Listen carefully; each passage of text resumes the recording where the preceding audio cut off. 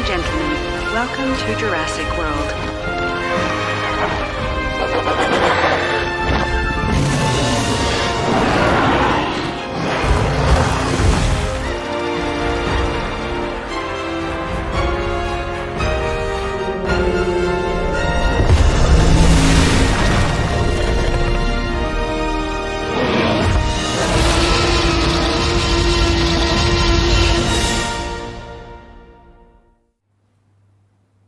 Hello and welcome everybody to our Jurassic World Evolution 2 live stream today. My name is Tim Smith and I am the lead community manager here at Frontier Developments, and I'm very excited to be your host as we talk about all things Jurassic World Evolution 2. So today we have got our August monthly highlight stream. So we will of course have some very special guests on to talk to you, and we'll also, as I know a lot of you have been asking for it and are very excited, we're going to have a little bit of live gameplay later on in the stream as well. So hang around, enjoy the show. We're going to chat with some incredible people, and don't forget, as you saw in that trailer, you can now pre-order Jurassic World Evolution 2. It's coming out on November 9th, and there's even a deluxe edition as well with some pretty amazing stuff in there. So to start off our stream, as we always say, I won't be doing this alone. So I would love to introduce you to our first guest. So without further ado, Amy, welcome to the stream. Thank you. How are you doing today? I'm good, thanks. Yeah, excited. Very exciting. Very excited. What do you think of the streaming studio as well? It's lovely. Do you like our You're newer, in real life, that's our new addition? Just hanging out in the background there. Yeah, I love that. It's like he's in the room or he's out the window, one of the two. Yeah, she's We were in a swimming by. submarine, maybe. It's pretty great. So Amy, you are the lead animator. Yes. Could you tell us a little bit more about what that is? Well, I help to guide the animators in creating really awesome and believable animation. Really, Right. make really cool dinosaurs, basically. Fantastic. And I can imagine that's, of course, it's not just alone as well, it's with a big team. Yes, there's quite a few of us. Yeah. It's a lot to do on your own, that's for Well, sure. no, I can imagine. I mean, dinosaurs don't appear overnight, right? There's a lot of them too. There's a lot of them. So, I mean, speaking of all of these dinosaurs, is a dinosaur something that you've been interested in growing up, or is it a love that you found after you arrived at Frontier? No, I was always interested in dinosaurs. I remember having lots of dinosaur toys, and I think I ended up seeing Jurassic Park 3 first. So I remember That was having the first one? Yeah, the it was the first one I saw, the third Okay. one. I remember really loving the Spinosaurus for a long time. It was one of my favourites. And I'm guessing the love for the other films came shortly after seeing the third one as well? Oh yes, yes. The first one Amazing. is great, yeah, definitely. Fantastic. Can't beat the original. Sorry? You can't beat the You original. can't beat film, the no. original. No, that's absolutely true. And you said one of your favorites was the Spinosaurus in the films, but out of the dinosaurs and reptiles that we've seen so far, would you say there's any that are your favorite on there as well? So far, I think the Dimorphodon is my favourite. It's like a little flying guy. Yeah, It's kind of adorable it's a too. very cute little flying gargoyle. Yeah. That is very, very true. And what do you reckon would be the most exciting part of Jurassic World Evolution 2 that everybody at home can look forward to? Well, I can't wait for everyone just to see all the animations. I mean, we've got exciting new things to show off, and it's just something I'm really looking forward to seeing. See Yeah, how I can everyone imagine reacts it's to it. something that like you and everybody else are super proud to see out there, and everybody who's been watching the pre-order trailer and everything from the other information this week and the species field guides, they've all been so excited to see all of these different things with the animations. You've got like the rolling. Yes. And, Oh goodness, yes. I love the fact we've got resting and the social interactions they do. It's just adding extra character and something else for them to do. Show off the fact that they're more like animals than the big movie monsters they're always depicted as in the films. yeah, of Just course. show like the other side of the coin. It's incredible. I mean, I love watching over and over again all of the species field guides and seeing all these different things that they can do, and it's been amazing watching everything that's been on YouTube recently as well. Oh, yes, yes. Seeing how all of the dinosaurs behave and all the incredible animations that are in there. Well, I reckon we can probably have a little bit of a look at the Dimorphodon, right? Yeah. Let's have a look. So, for those at home, you can see we have the species field guide playing for you as well. The Dimorphodon, a member of the pterosaur family. There's your, your favorite. It is a fairly poor flyer, mainly due to its shorter wingspan. Yeah. It Pretty relies pretty, on actually. frantic short I'm gonna flights. go with pretty. They look incredible. Look at I the love bright the, eyes and little fluffy the, eyebrows. the It's shimmy that they Yeah. do at the end there as well. Yeah. It's amazing. What would you say would be one of the more exciting parts that you've had with approaching this? Because of course, The Dimorphodon, a there's member lot of the changes, pterosaur family. and there's a lot of new things that are going to be in Jurassic World Evolution 2. So with the Dimorphodon, that's your favourite. Yes. What do you reckon? Yeah, Jean did a lovely job animating this one. It's got really lovely wing beats. We've got a whole system which with different types of flying which blends together to create this wonderful, wonderful trajectory through the air. I really, really love them when they sit on the feeders and they eat the fish. Yeah. Because they've got it's beautiful animation where she just picks up a fish and she's got it in her mouth and it's flapping away and she's just sat there holding it. It's adorable. I love it. We just sat there with the fish at the feeders. Yeah. We're just going to double check our mic levels. Are they all looking good? Awesome. Yeah, it's pretty incredible when they're there, having that little bit of a mealtime. Do you reckon there was any part that was a little bit more of a challenge to approach with animating for flying? Because of course, it all looks pretty incredible. You can imagine that there's like with the hugely skilled team you have making that happen. Yeah, obviously most dinosaurs walk around on the land, but of course the flying reptile here flies in 3 dimensions. So I know there was a lot of hard work gone into making sure that they could climb and dive realistically without looking mad. So yeah, that was really interesting. And Yeah. of course you see a long flowing tail as well. I think most of that's dynamic. Right. And there's a lot of tech put in to make sure that it's sat on the ground. Because like they can perch on certain things as well, and so her tail will hang down in those situations, and then on the ground obviously it's flat. Yes. That was some pretty handy tech going in for that. It's a lot of hard work gone into making sure those small details, like you said, with the hanging tail, that's all in line. Yeah. No, that makes Yeah. that makes complete sense.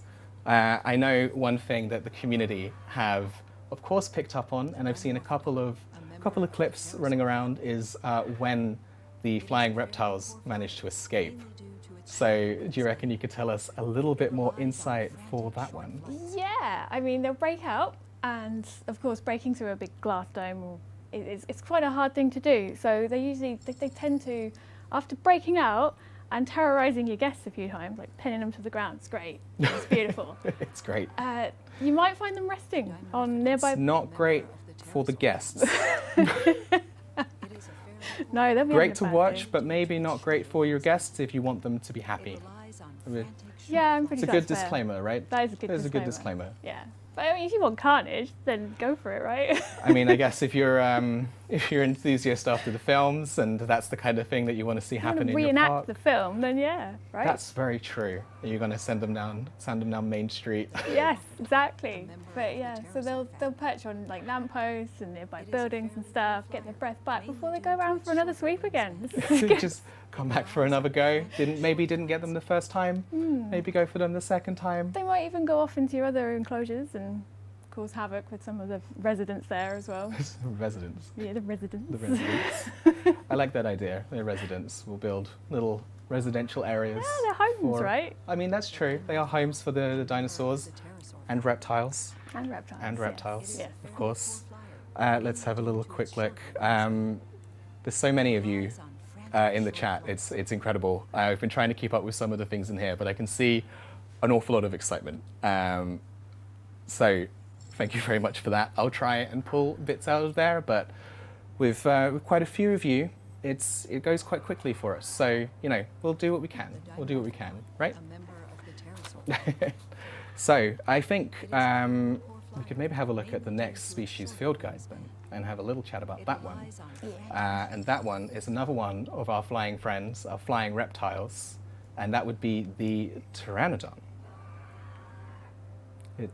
Yes, it is the pteranodon. It's the pteranodon. Well, I said it with confidence, and that's what matters, right? So I actually know that this is another one of your favorites, alongside the Dimorphodon. Is there any sort of interesting tidbits that you'd want to share about our friend the pteranodon there? Looking pretty incredible. Well, she's much, much larger, so she flies with far more weight. And because she's so much bigger, Yeah. like you don't want to mix them together, right? I mean, carnage would happen. Well, I mean, you're a fan of Carnage. I am a fan of You're carnage. a fan of Carnage. I mean, don't get me wrong, I do play the game nice. I like to build little houses and habitats and stuff, but I do know there are some people out there who just love the thrills and stuff like that. Of course. I mean, you have And your they are thrill really, seekers. they are really fun to animate too. I'll be Yeah? honest, it's fun. So It's what good parts, fun. do you want to talk a little bit more about the fun of animating the pteranodons? Yes, well, I got my hands on the pteranodon for a bit. I managed to animate her eating a goat. Which is, A goat? Yes, a goat. A pteranodon Yes, eating a goat? yes. I've got to hear more about that. It sounds amazing. It was really fun. We were looking at reference of eagles hunting foxes, Right. just because you have to try and get like the trajectories they come down, and then the forces, the impact on the goat, and it was fun. It was a really fun challenge, and I can't wait for everyone to see it. That's incredible. I mean, I feel like in the chat, if you want to hear a little bit more about the pteranodon and the goat, if you just type goat, I'll be able to see that. And we can talk a little bit more about the pteranodon and the goat for sure. But we'll see. We'll see if that comes up in the chat here. Whilst it's at least one person saying goat there. So we've got the Dimorphodon. Yes. We've got the pteranodon. Yes. Do you have a little bit more that you'd be able to share about what happens if these things in the sky end up in the same place? Yeah, well, one of them is very much not as titanic as the other. Right. If you put them together, Dimorphodon, you've seen it in the film as well, Dimorphodon is quite a bit smaller than the Pteranodon. Right. And I'm pretty sure they don't get on. They don't get on. I'm pretty sure they don't get on. Okay. Yes, I think there might be some trouble if you put them together. All right. You could always distract them with a goat. Yeah, goats would Yeah. probably keep them happy. I don't know, So- your Dimorphodon might be unhappy, but the Pteranodons would be fine with the goats, yeah. Well, speaking of, let's talk a little bit more about the Pteranodon taking on the goat. You said that was a lot of fun, and you have the references with the eagles. It will be really great to hear a bit more about that. Chat did respond. Thank you very much. They would love to hear more about the Pteranodon and the goat. Absolutely. Yes, I watched, because I remember I was looking at loads of reference of eagles hunting foxes, because you got some amazing stuff out Yeah. there. And I think eventually I settled on, it might have been a rabbit in the end, if I remember correctly. The way this eagle just comes right down, grabs hold of the rabbit, and I think it might have been a fox. That's not important. that's Point okay. is, it was a small fluffy animal, right? Sure. And the eagle ended up rolling basically over it, and it lifted it right over the top. And I was like, I need to get some of that in this. So rather than do just a simple animation, I decided to go all out and had proper fun with it. To have this whole rolling mechanic going on. It's great. That's amazing. It really, would probably be better to see it than have me describe it to you. I mean, everybody, of course, on November 9th, when Jurassic World Evolution 2 is available, will be able to set up some aviaries and have some pteranodons around and get a few goats in the park. Yep. And of course, you'll be able to play around with this for yourself and see all of the incredible work that Amy and the rest of the animation team have done to really bring this all to life for you.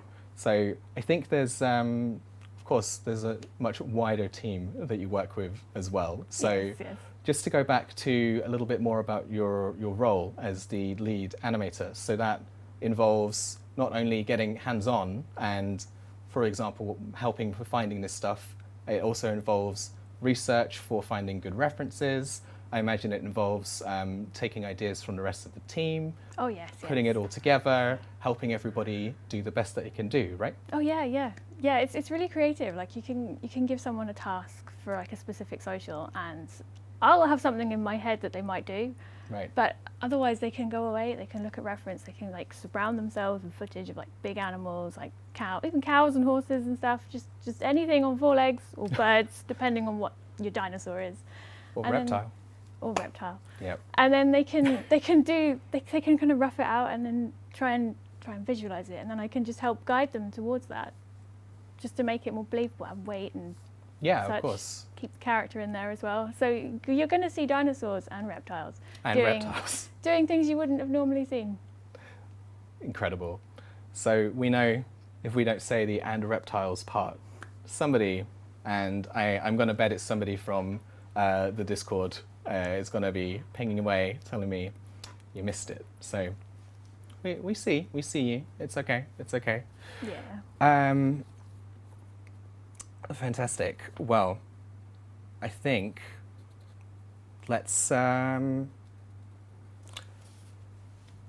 a look at the pre-order trailer again in a moment. And for now, I'm going to say thank you very much, Amy, for joining us You're and very telling us welcome. about your role and for talking about the Dimorphodon and the Pteranodon with us as well. And we're now going to switch over to our next guest. But while we do that, we can enjoy the pre-order trailer again. So here it is for you.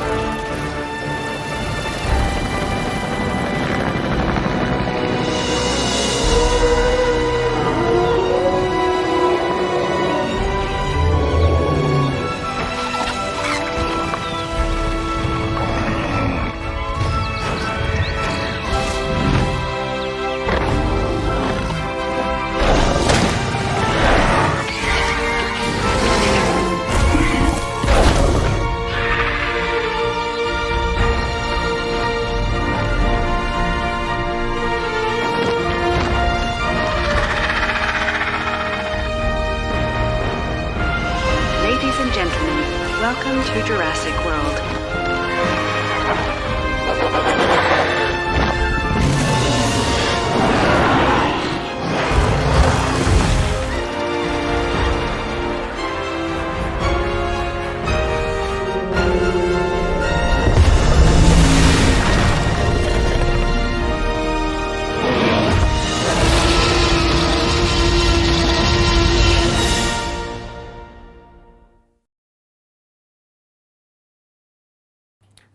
And we are back. I hope you all enjoyed the trailer. I know I did. I love the arena at the end of that. It's so very, very cool.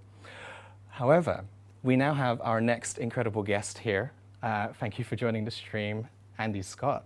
How are you doing today? Hi, really good, thanks. Really excited to be here. Excited for everyone to play the game when we get it released. Fantastic. What did you think of the trailer, the pre-order trailer that we showed everybody just now? It looks great, doesn't it?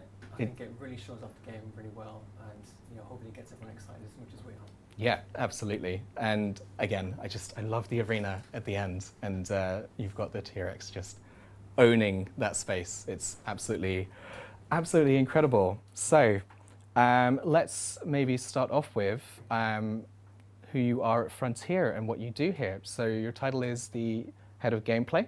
So could you tell me a little bit more about what it is you do here at Frontier, but also, of course, what you do on Jurassic World Evolution 2?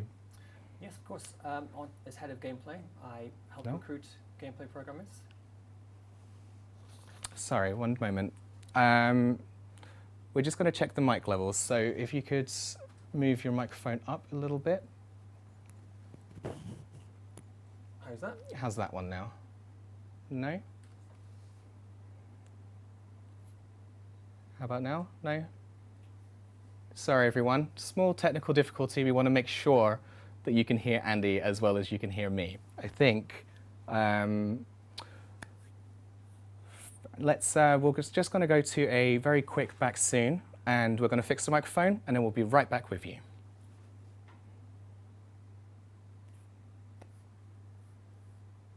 One moment.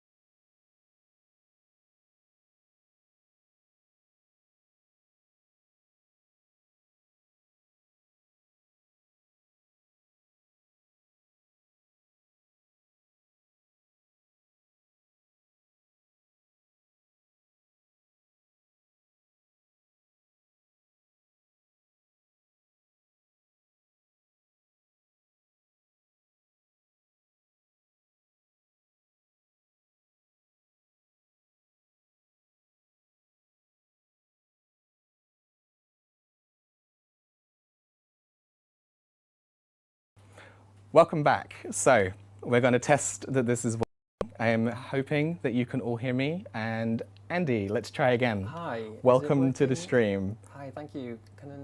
We all good? Okay? I think we're good. Okay, great. There we go. So, I mean, as the saying goes, anything can happen on live television. This time it was a microphone, but we carry on. So, everyone in the chat is now, there's lots of yay, yes it's working, dinosaur emojis. So, Andy Scott, head of gameplay. Yes. Welcome to the stream. Thank you. Right. Let's talk about what you do here at Frontier and on Jurassic World Evolution 2. Of course, yes. So, as head of gameplay, I help recruit new gameplay programmers. I line manage some lead gameplay programmers on other projects, and I'm very happy to say I've been hands-on on the dinosaur behaviors on Jurassic World Evolution 2, in particular the dynamic hunting and fighting behaviors. Incredible. So I know for a fact, because I've been asked directly many times for more information about that. So that's going to be a treat for all of you. In a little bit, we'll probably talk a little bit more about those dynamic systems as well, because we've got the man himself, the exact person to talk to for this.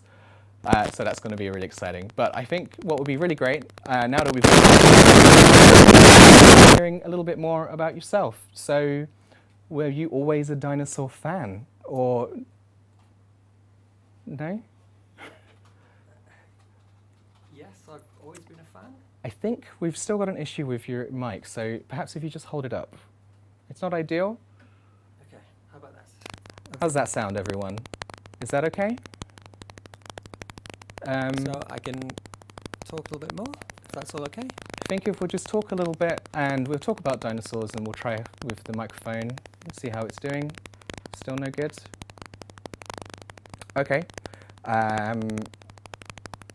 In that case, I will do a lot of talking, and you can sort of support me on that one, I think is how we'll have to go forward for this section, unfortunately. Okay. But it's all right. We'll figure it out. So I think if we lose the microphone on Andy, and we'll just keep my one, and we'll sort of head forward that way. So luckily, I know a certain amount about what you do, and you can help me with certain further details. So someone's saying unplug and plug back in. We gave that one a go when we went to the back soon screen, but unfortunately this microphone doesn't want to play ball today.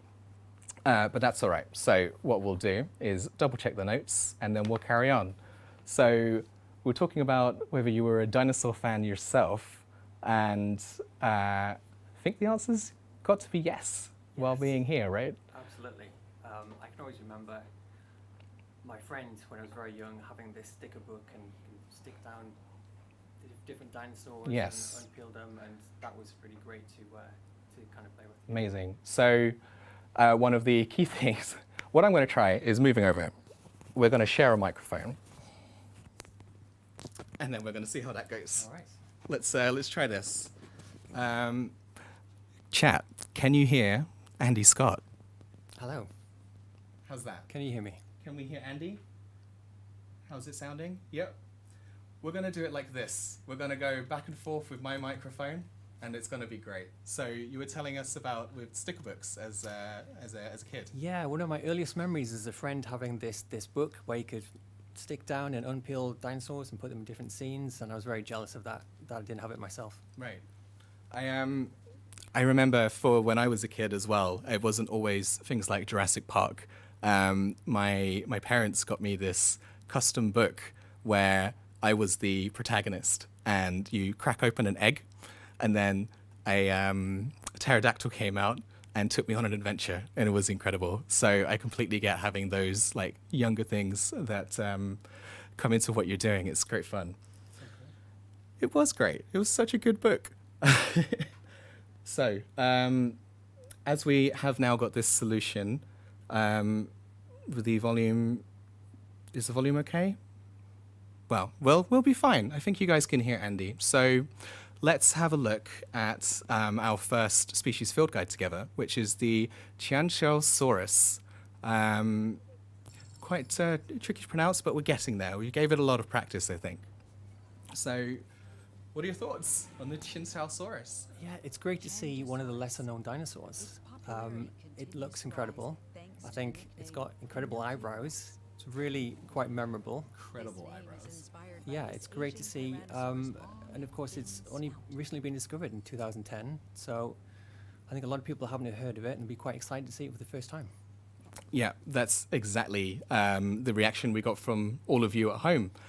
We put out the species field guide, and we thought that this would be a popular dinosaur, but we were blown away by just how much everybody loved seeing this new one. Because as you mentioned, 2010, that's really recent. And I think this discovery as well changed how we have to categorize certain species as well because of the longer snout. So we've got all of those different bits and pieces, and now, of course, we can bring it to life in Jurassic World Evolution 2, which is pretty incredible. It is, absolutely. It's incredible that we're still discovering dinosaurs, and great that we can add them to our game. Yeah, absolutely. So I think let's go for talking about the next thing that I know everyone was excited to hear more about. And as we have got Andy Scott, the man himself, let's talk a little bit more about the dynamic behaviors that you mentioned earlier. Yes, so pack hunting is a new thing. Right. So for me, this really comes back to Jurassic Park, original film. You've got that classic scene where multiple velociraptors are attacking a T-Rex, and the T-Rex can launch a velociraptor across the room. And this really got us thinking, how many velociraptors will it take to take down a T-Rex? A little bit like how many people with a light bulb, but dinosaur edition. Yeah, and I'm happy to say that we can answer that question when you play Jurassic World Evolution 2. Amazing. And could you tell us a little bit more about, because of course these new dynamic behaviors are new in Jurassic World Evolution 2. So I can imagine that there's been an awful lot of work from yourself and from the whole team at Frontier that's gone into that, and with all the different systems, right? Yeah, absolutely. There was a lot of challenges that we had to overcome. For example, when the T-Rex throws a velociraptor, what happens is it becomes a physical object, a ragdoll object. It can hit the ground, come to a halt. It doesn't mean it's dead. It can actually end up in any number of poses, get itself back up, run back into the fight. During this time, 2 or 3 other raptors can be attacking the T-Rex. The T-Rex is doing its best to fend them off. Of course. So you've got an awful lot of things going on that each of the dinosaurs needs to deal with whilst facing all of these other dinosaurs, which is incredible. Absolutely. It's incredibly dynamic. Every time you see a fight play out, you might well see something new. I think that's one thing that the community has picked up from different pieces of footage, is seeing these dinosaurs going to attack something and missing. And the fact that they can miss and you see them sort of charge off and something manages to survive and run for its life were all these little moments that have been getting shared on Reddit and with us on social media and things like that, where you see this in action, that it's not just a surefire thing, it's dynamic. You're going to see all of these things play out, and will they survive or will they not? And it's amazing how excited you can be to see that kind of thing going on. Yeah, absolutely. We have a new responsive dynamic hunting system as part of this. So the locomotion and navigation tech that we've done for this game will allow the predator to respond instantly. And it's always been important for us to respect the animator's work. It needs to look good, it needs to look right, it needs to blend at the right time. So the prey can respond immediately and still kind of play the animations correctly. What happens then is the predator will do its best to catch up to the prey. What's going on in the background here is we've got a new stamina system. So if the prey has a greater amount of stamina, it can get away. But if the predator catches up, you'll see some incredibly realistic and very brutal animations. And I think the brutal animations, we met Amy earlier. We know that she and her team, they're very much into the carnage and making sure that that's in there as well. Yeah, Amy looks really friendly, doesn't she? But she can do a really brutal animation. It's, I mean, you've just got to be careful. Sometimes these incredible things that people can do, and they've got these incredible things that they want you to see in the game. And I know that everybody at home as well, like, massively appreciates all the effort that goes in on that side. And I can say without a doubt that they absolutely appreciate all the work that you do and all the work that the teams do as well, adding these different sides to the gameplay and all of these dynamic movements as well. It's incredible. We have an incredible team working with this. You know, I'm very much part of a team that's. So I work on the coding side, but there's a lot of collaboration with other teams, with animation, of course, with design, across the entire board. You know, it's a big collaborative effort. I mean, absolutely. As with any game of this size, and even on our side in communications, there's always an incredible team helping pave the way for everything that you see coming, and everything that happens. It's incredible. So I'm just going to give our notes a real quick check, because of course we need to spend a little bit of time sorting the microphones out soon. I think what we can do is, we like the pre-order trailer. Maybe we're going to show you the pre-order trailer one more time while we try and fix some of these microphones ready for our next guest. But before we do, I just want to say thank you very much to Andy for coming on the stream today, sharing a little bit more information about all of these incredible systems, and generally just making the game fantastic. So unless there's anything further you'd like to say to everyone at home? Thank you for having me. It's been a pleasure. Absolutely love it. Yeah. Thank you very much. So we're going to pop on the pre-order trailer one more time for you all, do a little bit of technical things in the background, and then we'll be back with another guest for you to meet. So see you in a moment.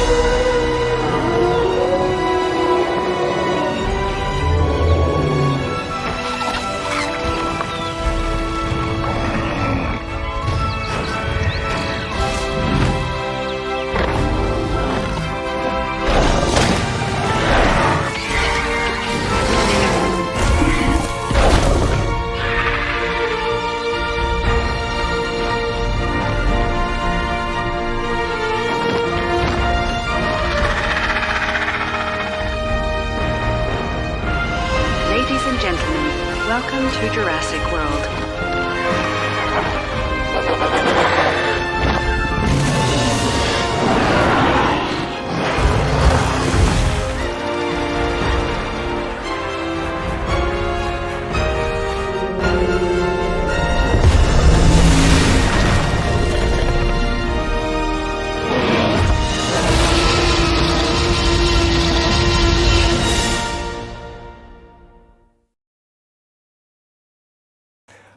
Welcome back, and this time, maybe even with working microphones. So, to test that, because we're running live, I'd like to introduce you all to Adam Woods. Hi. Hi. Could you hear that?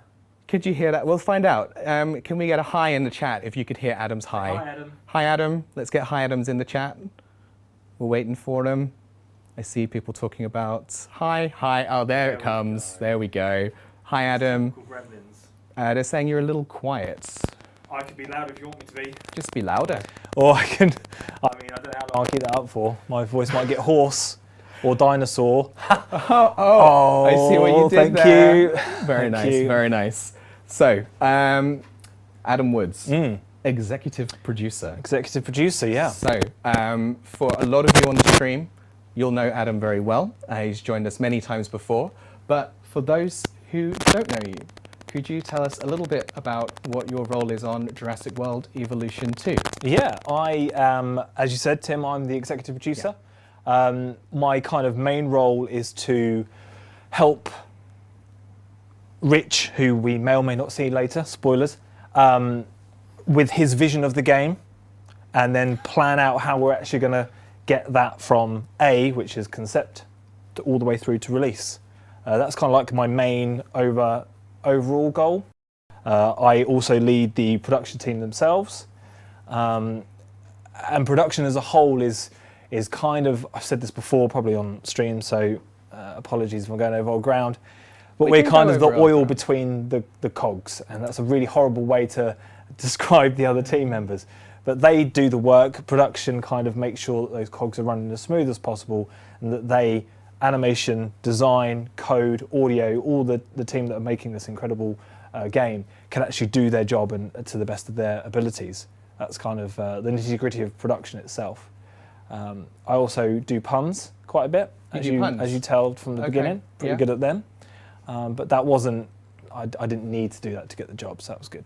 I mean, that's refreshing, because on my side, the puns were a requirement. Oh, okay. Yeah. You've got to have that when you're working with the community. Manager, you've got to be able to roll with those little bits and pieces. And since we've asked everyone else so far, what are your feelings about dinosaurs there, Adam? Well, I mean, how can you not love them, right? They're these incredible. Almost hard to believe that these things actually roam the earth that we're on. They're incredible, yeah. The T-Rex, obviously the Chinsaurus. Yeah. Okay, well, I'm not as good as you.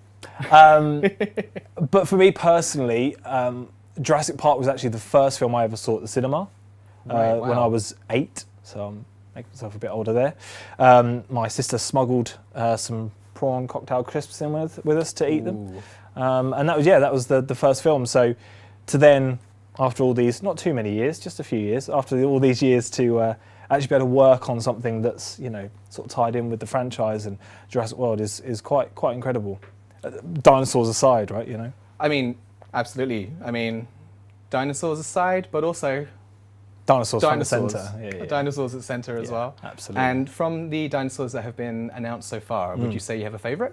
Yes, I have. I think I make it pretty clear every day that it's definitely the Amargasaurus. Yeah, the Amargasaurus. Yeah, it's the new favourite since working on this one. The Amargasaurus. It's an incredible, gentle giant, isn't it? It looks really friendly, but it's got these great big rows of spikes down the back, so you kind of wouldn't want to mess with it. Really pleased with how that one came out, as with all of them. I mean, I'll be honest, if I was to meet any dinosaur, I probably wouldn't mess with it. No. It's probably not ideal. No, none of them. No. It's not a smart We've seen play. the films. Yeah, we've seen the what films. happens. It's not. We it's know not what advised. happens when you mess with them. That's very true. I would also just like to quickly point out that Amy she does look friendly, but she also is friendly. I think Andy threw a bit of shade on her there, and I just want to back her up there. She is still friendly. She just knows how to kill a goat. We love Amy. She's fantastic. She's super friendly, and she's incredible at what she does. So is Andy as well. He's a very friendly Andy. guy as well. Andy's incredible at what he does, and he's super friendly as well. Yeah. I'm going to give a blanket statement that has been completely true. That everyone's friendly. Everyone's friendly, and everyone's amazing on the team. It's anytime I need information or I'm looking for some help, I can message anybody working on Jurassic World Evolution 2. And they will all help at any moment. It's fantastic. And obviously, likewise, I'll do the same for them as well. Andy said it before, it's an absolute collaboration between all departments that get this game to where it is now, absolutely. It's amazing. Yeah. But there is one man who we haven't introduced yet on the stream. We haven't, no. We haven't, and we're about to. So, some of you may know this person. This guy. This is who Adam was referring to earlier.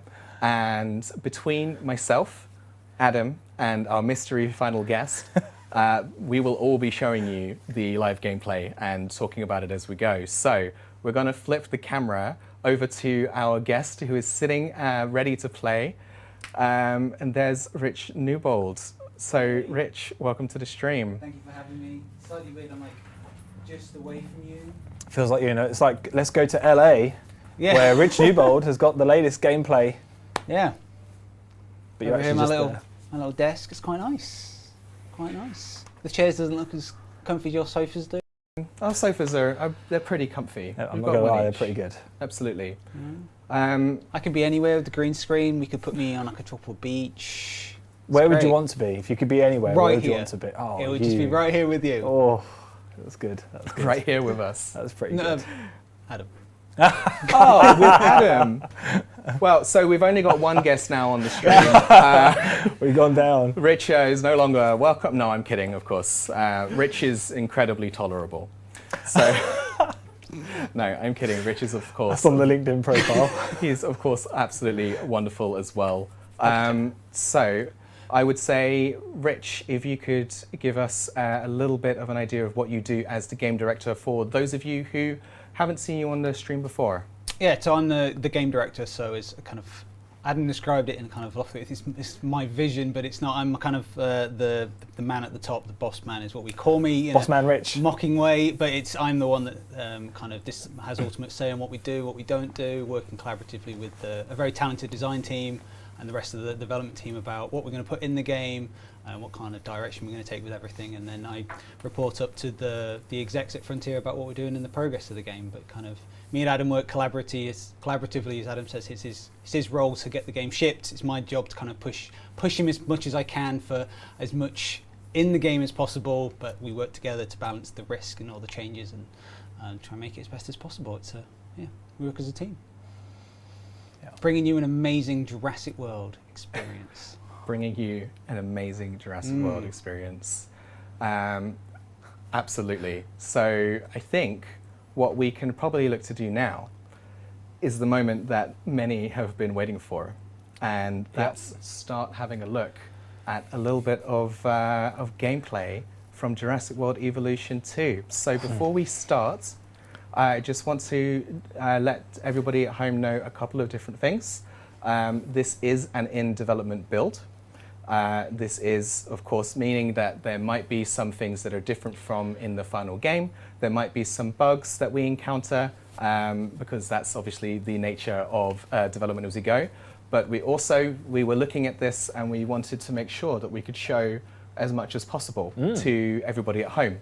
So we've created a version here which is allows us to show you even more. So we'll be able to have a look at, of course, some basic parts of building your park, but we've also created it in such a way that you'll be able to see some aviaries and some lagoons today. Yeah. So you can see some flying reptiles and some swimming ones as well. So just to be clear that we have created this version so that we could do this for you, and that this is an in-development version of the game. But I think we can get started, Rich. Like the microphones, just forgive us if it all falls over. Yeah, it'll be all You right. know, it'll be I fine. mean, We'll you'll get get through it. really familiar with the back soon screen if that happens, so it's okay. I'll start singing. I'm over here driving, which is why I'm in my separate Yes. areas, because I'm the man on the decks. So we've got So- Rich in the studio with us, so you'll be able to hear him all the time. But of course, as he'll be focusing on playing the game for you all, we're going to be the ones who are chatting with you and that you'll be able to see in the corner, and we'll be helping point out the different bits and pieces. So should we do some challenge mode gameplay? I think so. I agree. I think I that's think the right so. thing to choose, Because that's the plan. because that's That the is- script, That's the and plan. I think that's what Yeah. we should stick to. I'm proud And of I you love- guys for reading the plan. I love challenge mode. It's the Yeah. mode that I really enjoy playing the most. Now I did with Jurassic World Evolution 1 as well. It's a mode that I really enjoy because the challenge is it's a simple challenge. I'm going to say the word challenge a lot. It's just make a 5-star park, and we have different Right. difficulties. So we have easy, medium, hard, and Jurassic. But in Jurassic World Evolution 2, we've modified things slightly from within the first game. So there are different levels, we have different conditions now. So it's not just about building a 5-star park. In each level, there's going to be different conditions, as well as the different level itself, different calamities, different environmental challenges that you might have to deal with. We have different conditions now. So you might have levels where there's no herbivores, there's no carnivores. We've artificially made research and salary more expensive. In some levels, there's no building upgrades available for you as well. So in Jurassic World Evolution 2, for instance, the storm defense, instead of being its own building, is now an upgrade. Yeah. In that challenge mode level, you won't have access to that. So we've tried to come up with new ways to make each challenge mode level unique and different. We're really hard on that, and also that each difficulty is difficult as well, and we have different things that you have to deal with. So We tried our hardest. I was talking to Dan Davies the other day. Right. I wasn't on Jurassic World Evolution, but obviously we had the Jurassic difficulties and the challenges there. And they were quite upset at how quick some of you got through some of the challenges. So this time round, we're just going to throw loads more at you and really try and, make it that tricky top. Exciting thing. But no to doubt play. someone will just cruise right through it. But we'll see. Course, But you'll still make Rich can do it, of course. They'll all be very, very Sailing exciting. down that ship. Either way, whichever difficulty. It does mean that Oh for yeah, it's tailored anybody, to how you want to play. Exactly. Absolutely. For no I'm matter in easy which- mode. I'm straight on the easy mode. Straight on easy mode. Yeah. So I'm more of a player. I'll go for that Jurassic mode, and then I'll realise that Okay. I shouldn't have done that, and I'll restart over on Restart. easy or medium, and sort of start from there and work my way back up. It's good. So- You play it how you want to play it. Right? Absolutely, and it's great that we've got that ability in there for Yeah. everyone as well. Yeah. So as you can see, we're in the development build, and on this challenge mode, we're in Canada. Yes, one of the various locations. We're no longer, sort of on justified deaths now. It's with the events of Jurassic World: Fallen Kingdom. We're taking a look at some of North America in this game as well now. And as we are here, we're in Canada in one of the taiga.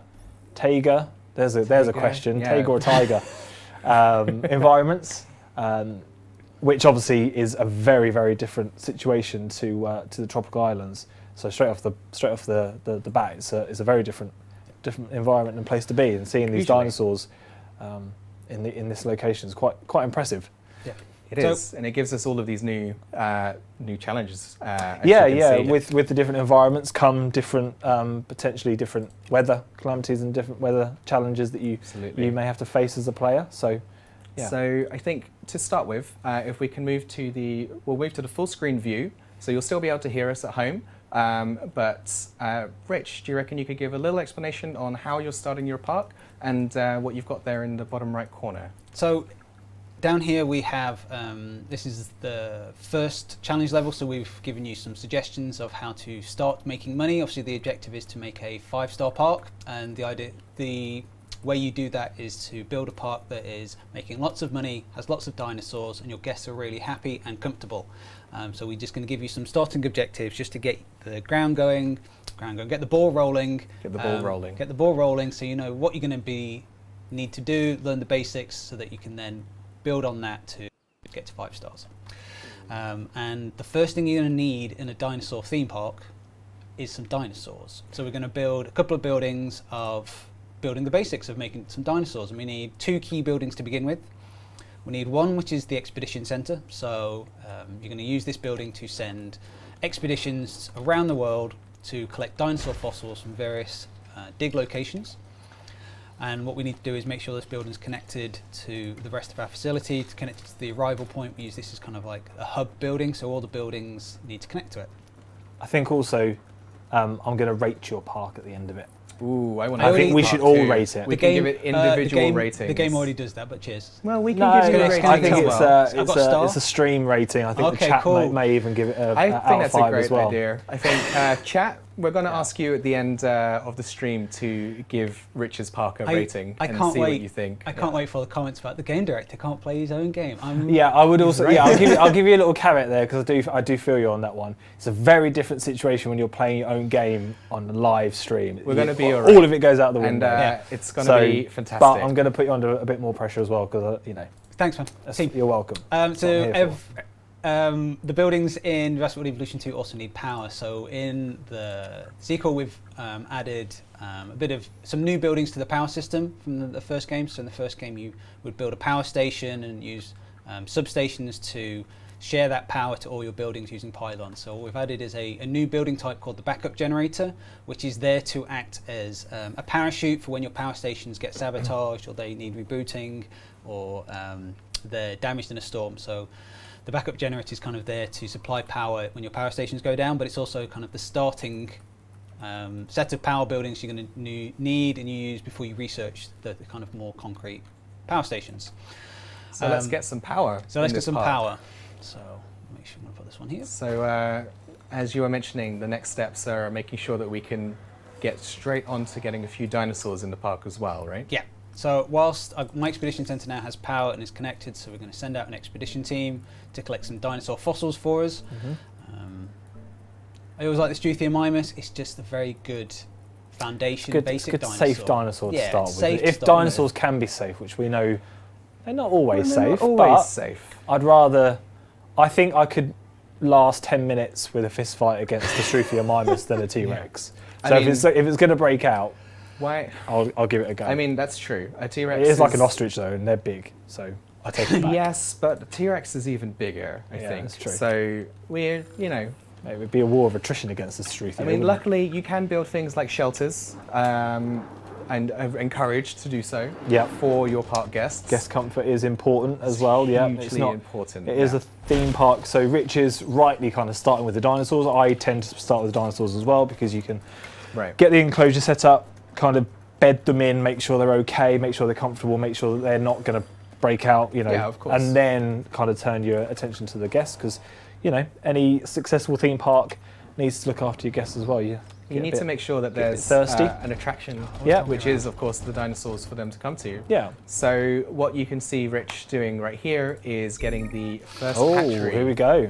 Something's turned up. And yeah, something has happened there as well. So we have these little events that can sometimes, you know, pop up. And as you saw, Rich was just placing down a building, so it's kind of tied and in contextual to what was happening in game.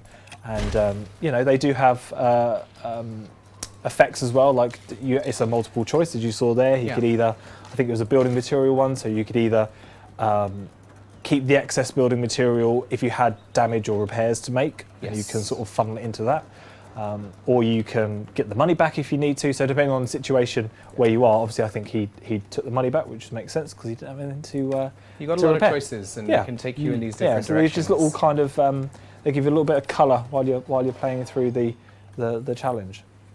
Absolutely. So you see when he's got his expedition team Oh, it's back. has come back now, so he's going to head over to the science centre. So the Science Centre gives us a couple of things that we can have a look at, and one of them, as you can see right now, being the fossils. And on the face of it, it's, you know, very people will be aware of what this screen if you play the first game, but there are some changes here as well, aren't there, Rich?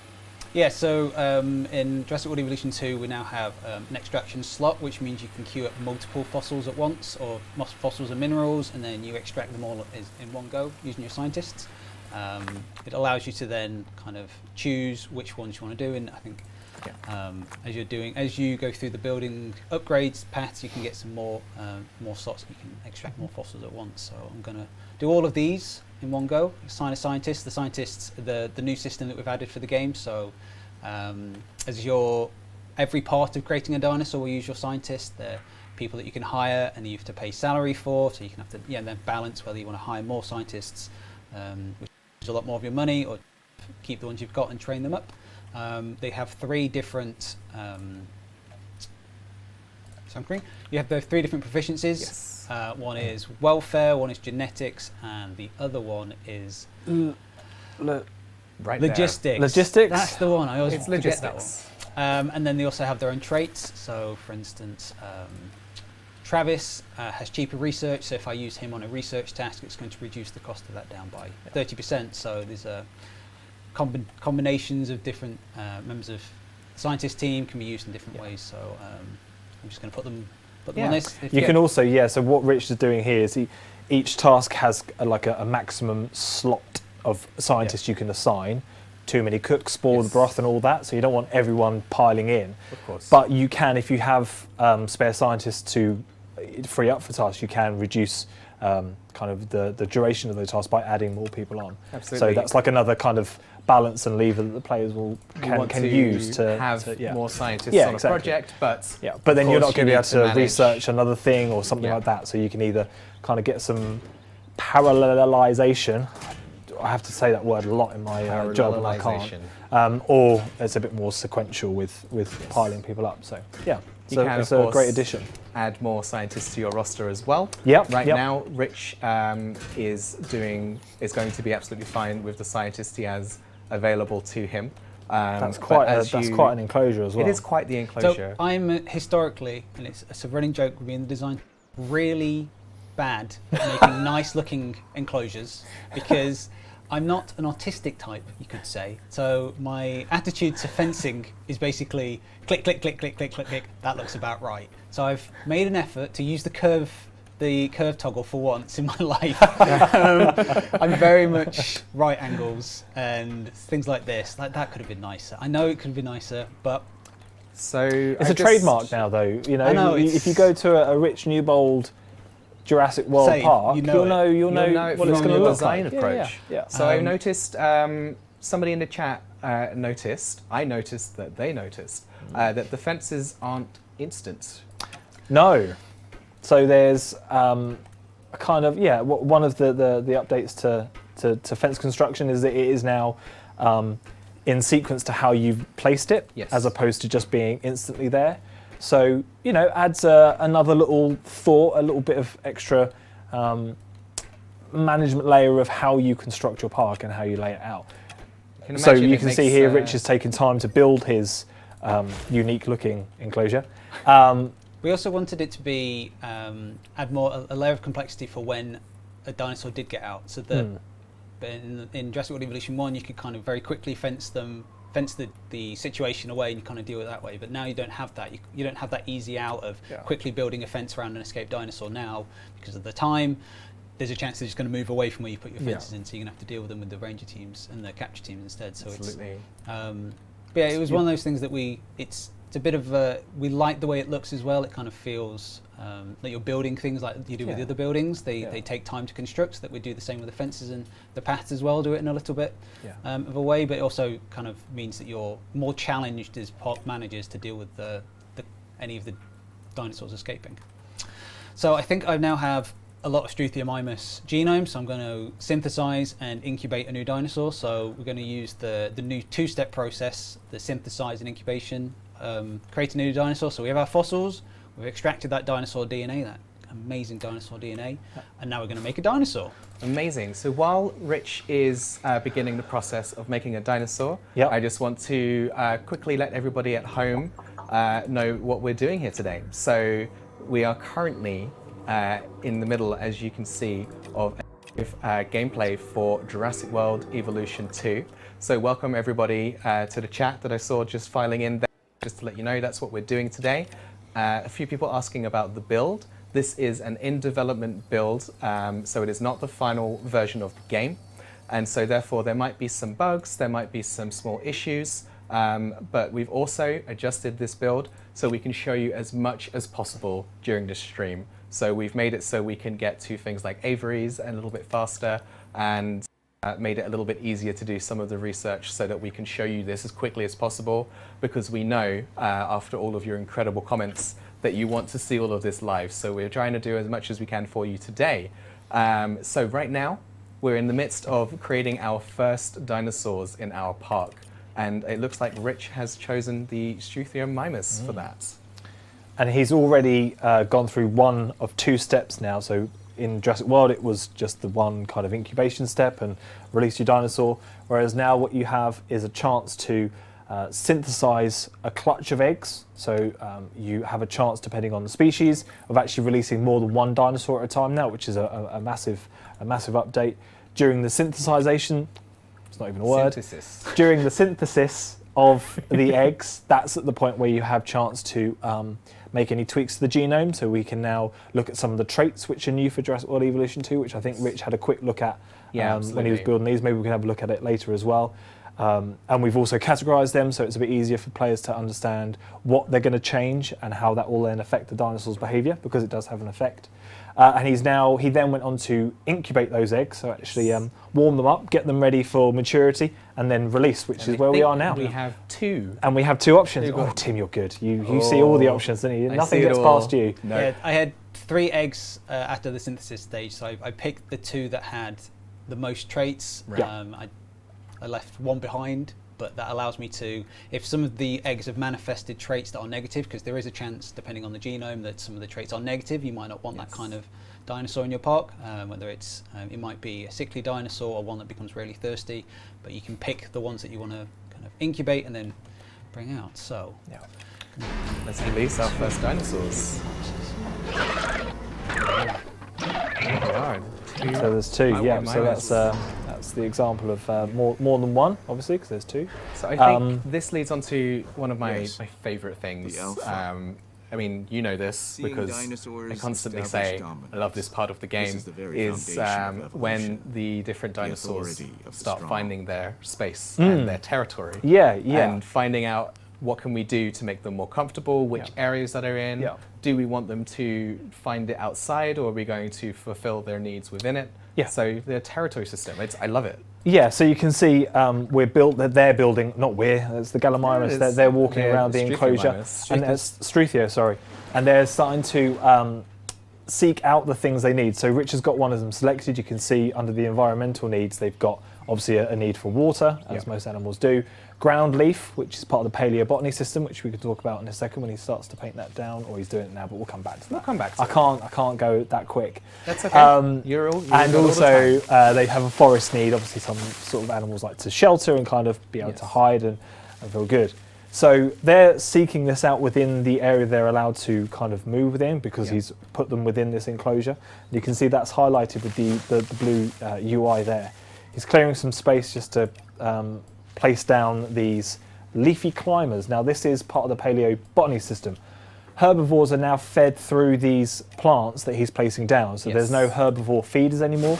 That's actually based on some research into prehistoric plants that we've actually had a look at here at Frontier Towers, and then brought them back in our kind of imagination, or reimagining them for the 21st century. So they needed ground leaf. The leafy climbers provide some ground leaf because, of course, they're quite a short dinosaur. You might find that the brachios will need tall fibre or tall nuts or something along those lines, which will then, when you're using the brush that provides that, you'll notice that there is a difference in the model. It's not just absolutely. kind of And you've got to stats make game. sure that they stay fed and they stay happy. Yeah, within their new residential areas. Exactly, residential areas. Exactly, what's in their grand estate. So I did notice one quick comment in the chat mentioning that it's really great that you can release 2 dinosaurs at once. Yeah. But you can actually release more depending on Depending on the egg clutch. species, yeah. Depending on, and that's all depending on the species. So there's no,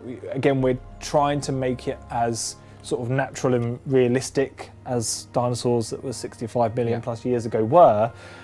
But it's all about building a world that's believable. So depending on the species, you'll perhaps get smaller clutches. But yes, it is possible to release more than one. And as we were talking before, you would have noticed there's 2 options now. You can release it, or out of the dinosaur, straight out of the hatchery into the enclosure, or you can build your little airlock system that I used to do on the first game as well. But we also have the option to release via airlift now. So instead of having to kind of try and figure out multiple hatcheries and things like that, you can use the airlift option and then place them into another enclosure within the park. So that's a very nice little quality of life update. I'll admit that's definitely one that I use consistently. I've used it a lot. Yeah, I've got my when money's a bit tight and you don't want to buy another hatchery, but you've got enough for the enclosure. It's super useful for me. It was more the scientist resources and having them available. I didn't want exactly. To have more you than don't one hatchery. exactly that. You don't so tie it them worked up. out brilliantly that I could create these different areas, get them ready in advance, and then airlift, especially with the more carnivorous species. Yeah. I was making when you sure don't want to add risk them. any kind of fights or anything, then absolutely it's a great option. You can see these guys have built up quite a big territory. Yeah. I think Rich has done a pretty good job at making sure they're nice and content. Yeah, everything's looking perfect. I've tried to put the water over here, and I'm going to put the viewing gallery, so they're more likely to be in the viewing gallery's cone, so that I guess can see them. Yeah, exactly. So kind of like, absolutely. It's a very important part of managing your park is to ensure guests can see the dinosaurs. And you saw there that as they were walking over to that area, the territory was getting bigger. Over time, it also decays, again, like a natural animal's There's a certain territory. flow to it, They have to kind of keep on top of their area. So as you play and watch them, you'll see that the territory starts to shrink if they're not particularly interested in the area over time. And then they'll kind of ensure that they've got the area that they want. Every species has a kind of general size of territory that they're happy with. Yeah. So you have to be careful to make sure your enclosure is the right size that will actually make sure they're comfortable. Just saw another comment from the chat from Blue Phantom on Twitch, saying that they love the UI and the color of the UI and how it all fits with the map, and Yeah. it's just a lot of love for the UI in the The game. UI designers and developers have done an incredible job at conveying an awful lot of information. You know, it's not easy managing a park.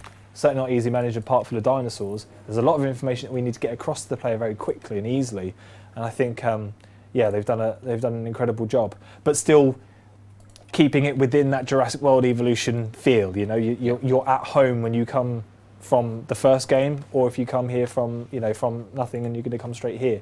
Everything's kind of laid out as logically as we think we can. You know. I'm going to make some more Struthiomimuses. We're going for more Struthiomimus? Struthiomimus? I think it's Struthiomimuses. Struthiomimuses. I had a long conversation with several These are the members. conversations you have in game development. A long conversation about how you with several pluralise members of Struthiomimus. the Jurassic World Evolution 2 team about, do we call it like with S's or I, or what is the pluralization? And we settled on like Struthiomimuses, Stegosauruses, Brachiosauruses, rather than. So very quick, sorry to interrupt you, Tim. You can see here the batch size that in the initial step is actually created quite a few. However, you can see now there's actually only 4 viable eggs that have gone through. So that synthesis stage does have a chance to not perhaps be able to pull all the eggs through. And then Rich can check the traits there in the bottom right-hand corner. And if he's made any cosmetic changes, there's quite a little an update to some of the cosmetics that you can apply to the dinosaurs now as well. And he now needs to get his scientist applied. Being careful of those 2 bottom scientists. I was just there. about to say. There's a bit of a red warning there, Rich. What was that all about? So the scientists, as you give them tasks to do in your park, will build on rest. So kind of a bit like in Jurassic Park, the movie, when Nedry kind of, I know that was, he wanted more money, but the idea that we've used for others is that you're giving your scientists more tasks to do, they build up this unrest value, and when that hits a certain point, there is a chance that if you give them another task, they will become disgruntled.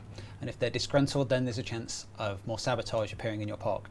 So the way I can mitigate that is to have more scientists so I can spread the work out, and then have a staff centre so that I can rest them. So I think a staff centre is a good idea. So Yeah. I've been, So whilst you everyone guys needs have been a Kit talking, Kat and a Diet Coke. I got that staff centre ready. So that's another down. new building, isn't it? That come along with the scientists. yeah. You don't need it to have scientists, but as you were saying before, Tim, if you have a staff centre, then you have access to be able to hire a few more scientists as well. You can also, of course, upgrade that building as well. They look so great. Look at them. There's a whole new world for them. And these guys will now join their territory with the other ones that should be Yeah. here as well. They should just So be- they're End up as straight. a group of 4. yeah. Yep. So where were we? We were. So you got a viewing platform resting. there already, or you got a viewing gallery? Sorry, Yes. should I say? Yeah. I've You know. got 75% of a star, which isn't enough. So just for those who've joined, there's a couple of questions in the chat about the game and when it's available. So that's actually... I don't know. When is it available? Tell us, Tim. Oh, thanks, Adam. It's a Thanks. really good question. Yeah, it's a good question. It's available, Jurassic World Evolution 2, on November 9th, and it is available for pre-order right now. And even with a deluxe edition as well. Just have lots of extra goodies in there. Yes, there's extra vehicle skins Yep. and Extra dinosaurs and reptiles. And reptiles. Of course. Flying reptiles, marine reptiles. Yes. So it's available November 9th. What we're doing here today is showing you with a in-development build, as you can see there in the top right. This is not the final version of the game. This is actually one which we are using today to try and show you as much of the game as possible. So we're going to be playing, as you can see, building a park with my wonderful guests, Adam Woods and Rich Newbold. And then we're going to be, hopefully, making it to see the aviaries and the lagoons as well before the end of the stream. And that's why we've got this specific build today, so that we can get there. It's so bad. You're doing brilliantly there, Tim. But can we Thanks. just have a look at what he's just done there? It's so bad. I tried at one point to make a really What's nice the boat. umbilical cord between the 2 bits? It's so that everything's connected. Why have I got this? I don't know. Yeah, why did I do It's that? brilliant. It's lovely, Rich. So This is one of my new favourite things we added. Yeah. Is like a bulk demolish tool, so I can just remove all my fences I want to get rid of in one go. Oh, you were building it like that so that you could show the feature off. Well done. Sort of. Yeah, exactly. He's very what it clever. was. Smart. is He's a Rich smart Newbold. man. He's very Rich smart. Newbold. It's all by design. Yeah. But the delete brush is a very good update. It's a great feature. Yeah, it's one of if you wanna the clear improvements we big made to a bits. number of tools, so you can now move buildings as well. So if you click on any of the buildings and go to the extra tab, you can now pick up and move a building without needing to delete it and try and kind of do it again. So I can, if I wanted to optimize my park and move this in a slightly different place, I could.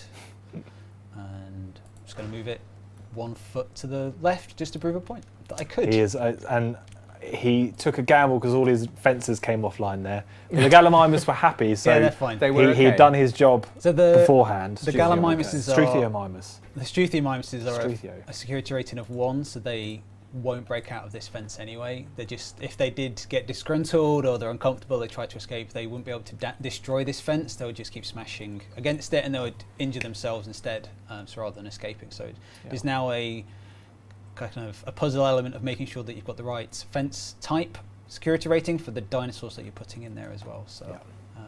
So whilst Rich is creating these beautiful enclosures, and Which are being adding- rated, by the way. If anyone's joined in, don't forget Are we to- still rating them? Yeah, definitely. still- It's I out mean, of we're still 5. gonna rate it. We've got to give it our own out of 5 stars. But the chat have been asking for specifically what are people's favourite dinosaurs. So we can go with yours to start. Yeah, mine's the Amargasaurus. Absolutely. Big puppy. Yeah, it looks like it would like a good little chin scratch, you know, and would appreciate it.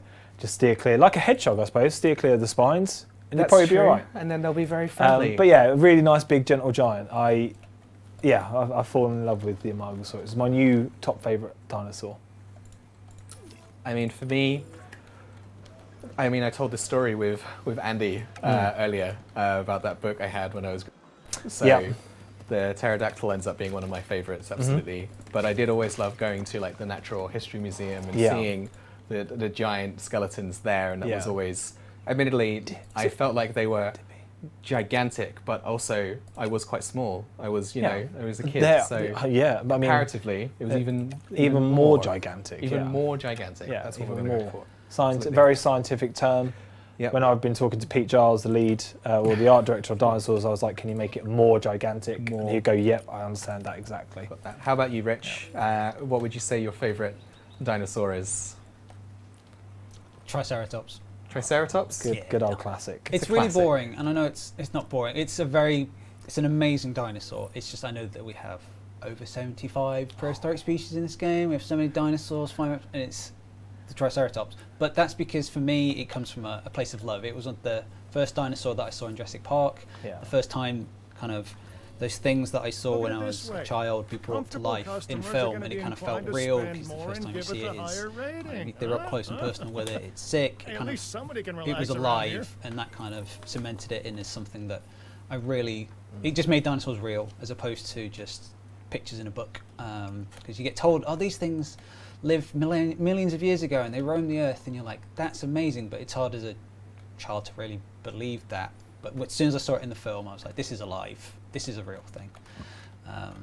So I'm prepping for some Celiophysises. Okay. We're doing fantastic. it again. Celiophysi. Celiophysis. This is Well, the Celiophysis more than one and its Celiophysis. friends. Yes. The Celiophysis and its friends.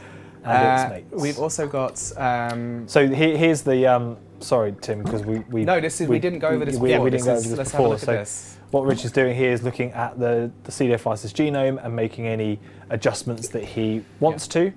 Some of the traits are locked, so he perhaps needs to either research more or get more genome and kind of unlock a more understanding of the DNA that you can then tweak. And everything from where he's trying to make it live a little bit longer, so splice it with some other DNA of other animals that will help make it live a little bit longer in the park and maximise the profit of the dinosaur, because it is a theme park at the end of the day. But welfare does come sort of top. I mean, welfare comes first, of course. And he also made Dinosaur. some cosmetic changes there as well. So there's some sort of skin colour changes you can make and pattern colour changes.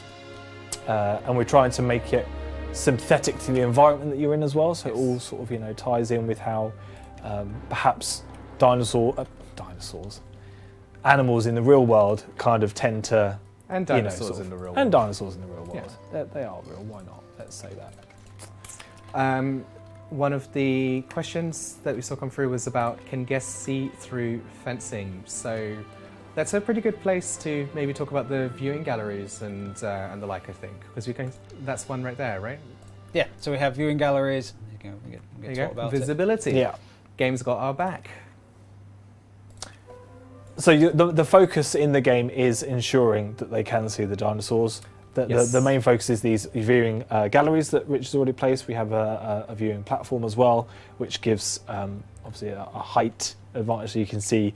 Because some of the enclosures you're going to build are quite big, and the viewing cone. If Rich clicks on the viewing gallery very quickly, you can see the area that guests would be able to see the dinosaurs in, if that makes sense. If you had a platform there, it could reach further into the enclosure. So you have to sort of balance to maximise the visibility of your dinosaurs for your guests.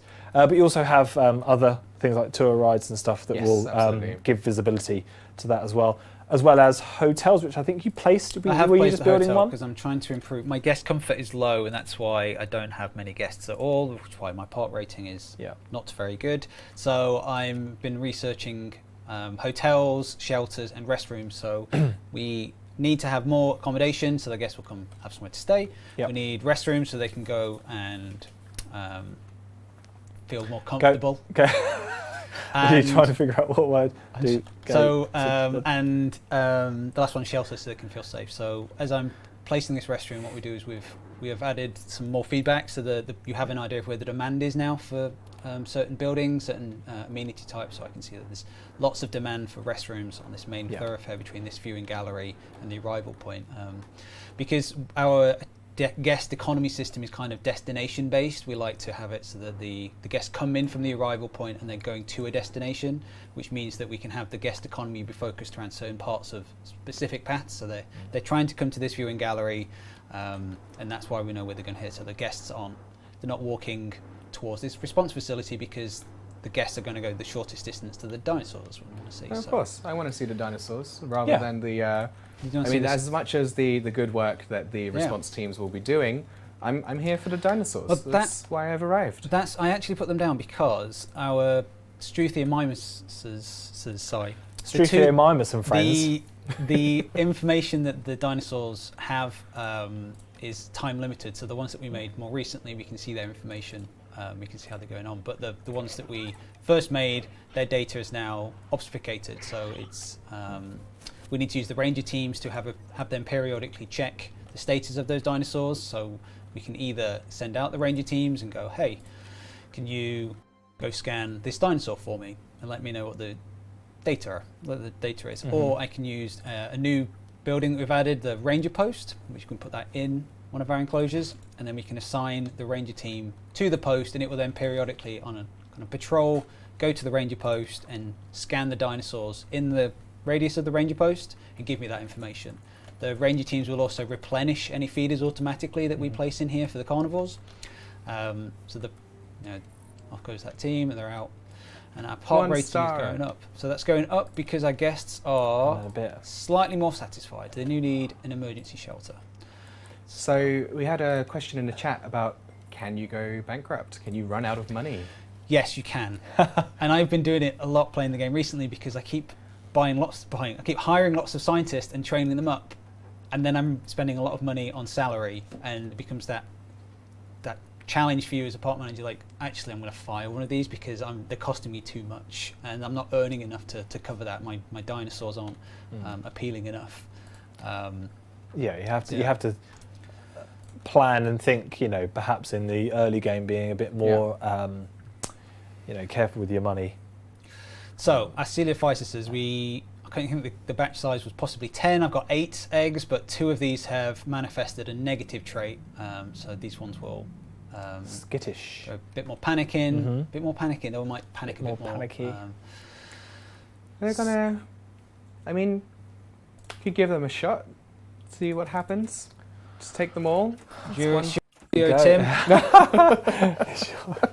You're in the hot seat now, Tim. Well, it's not my park that'll get I'm rated. not the one that's being. Oh wait. Yeah. So.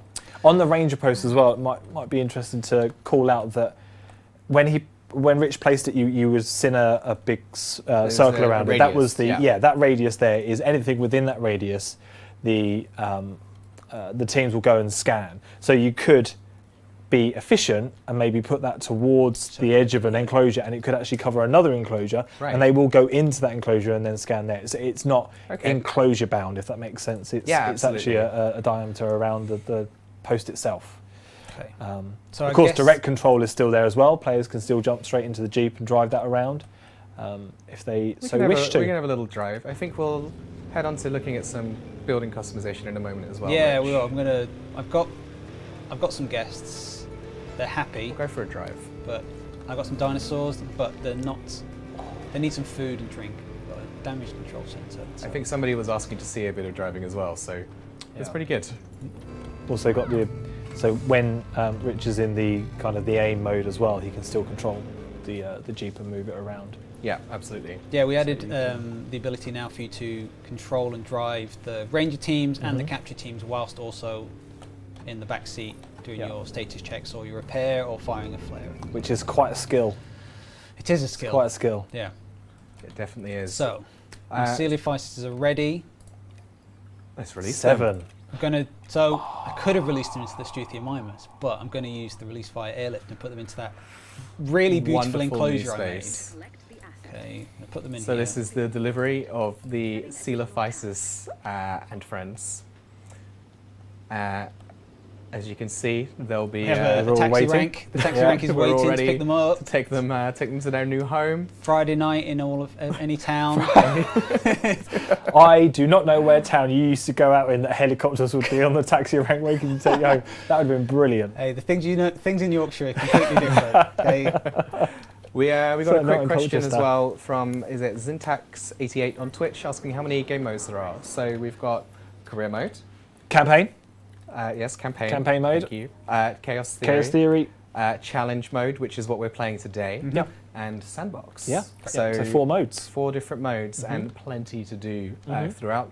For those of you who are just joining us as well, welcome to a Jurassic World Evolution 2 live gameplay live stream. We're currently here with Adam Woods, and manning the game is Rich Newbold. So we've got Adam Woods, executive producer, and Rich Newbold, game director, and we're playing the game for you today.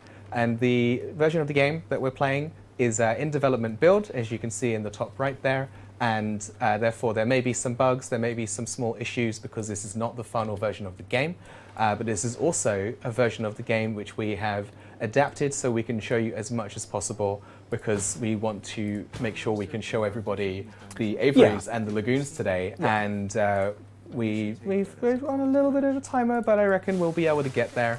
Rich is doing a great job. He's almost at 2 stars. I'm at 2 stars. That's one of the changes we've made. We've looked at just reducing Making it some a of bit the quicker. requirements for getting hold And of the lagoon and the aviary, so that we can show them off. I'm going to Today, start that. exactly. I've got the research available, so I'm going to make that.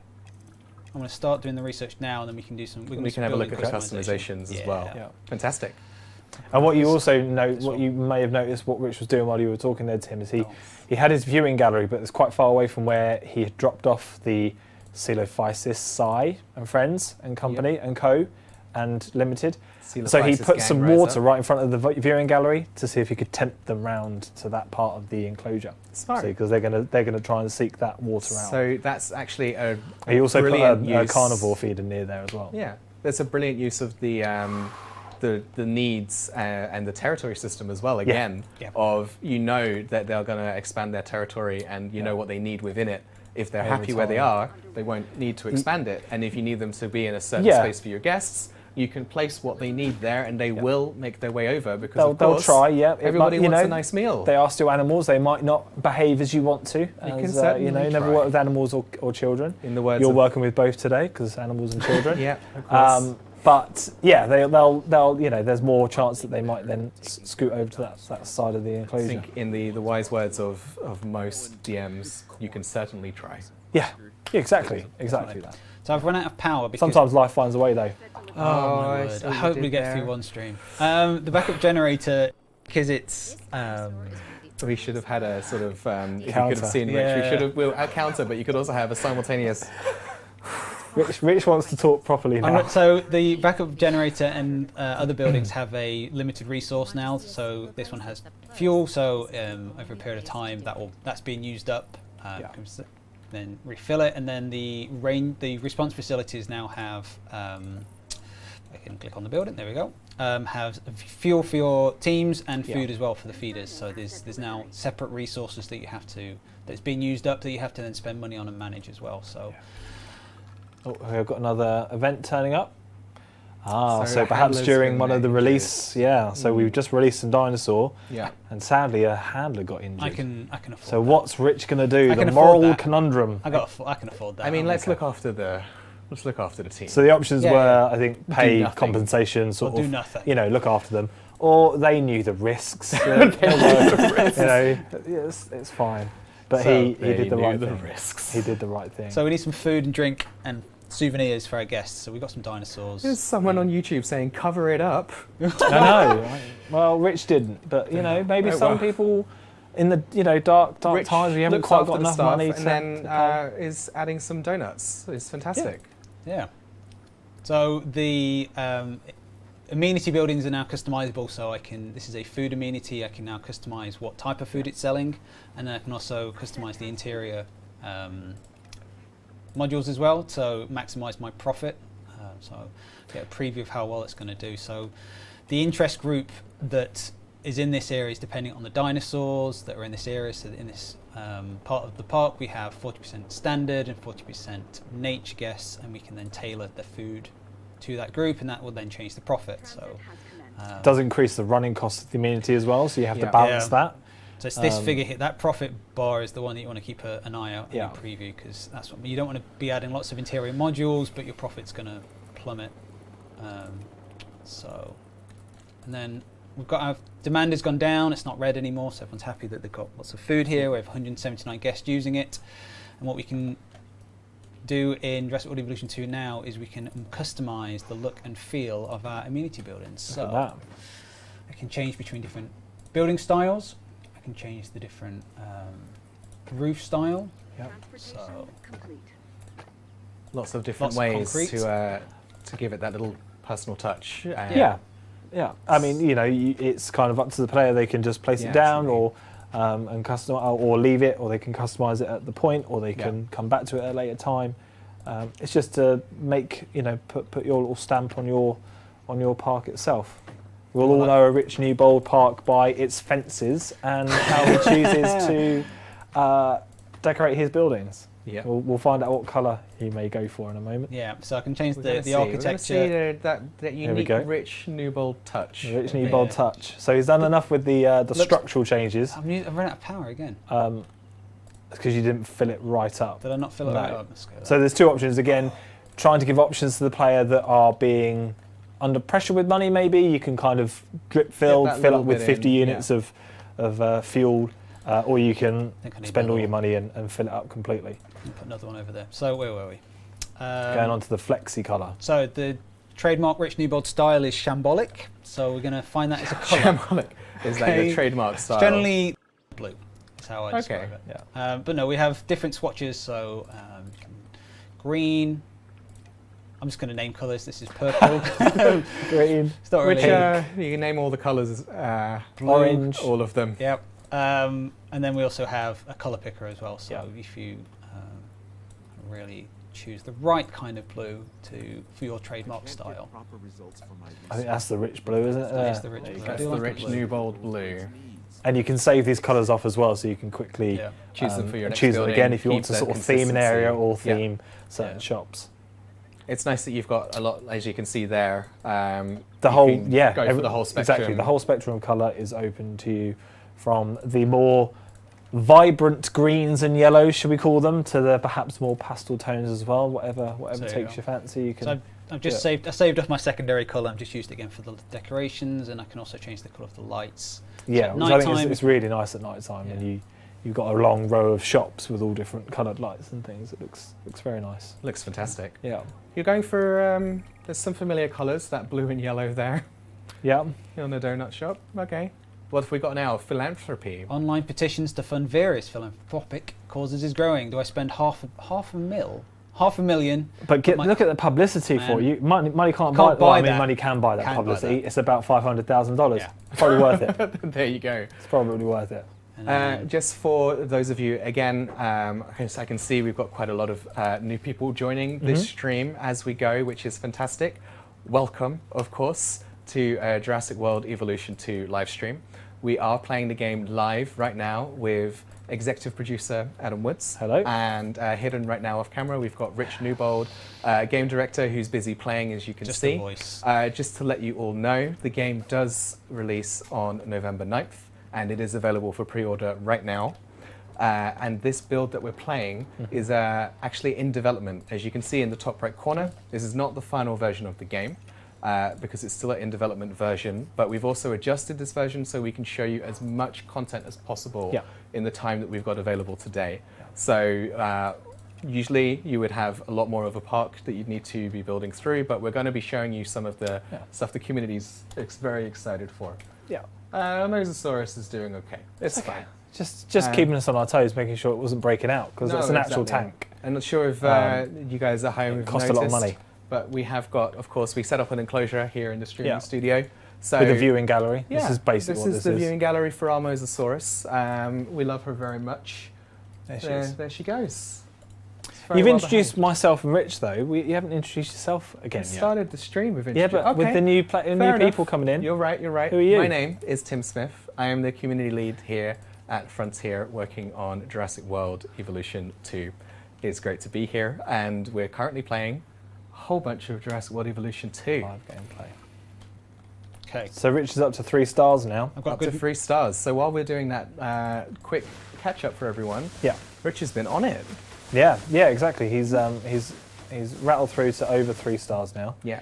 We made some of the adjustments, as Tim was saying before, in terms of how quickly we can research and unlock the lagoon pools and the aviaries. Aviaries, yes. I'm so very excited to. Hence, to try and see get to. these.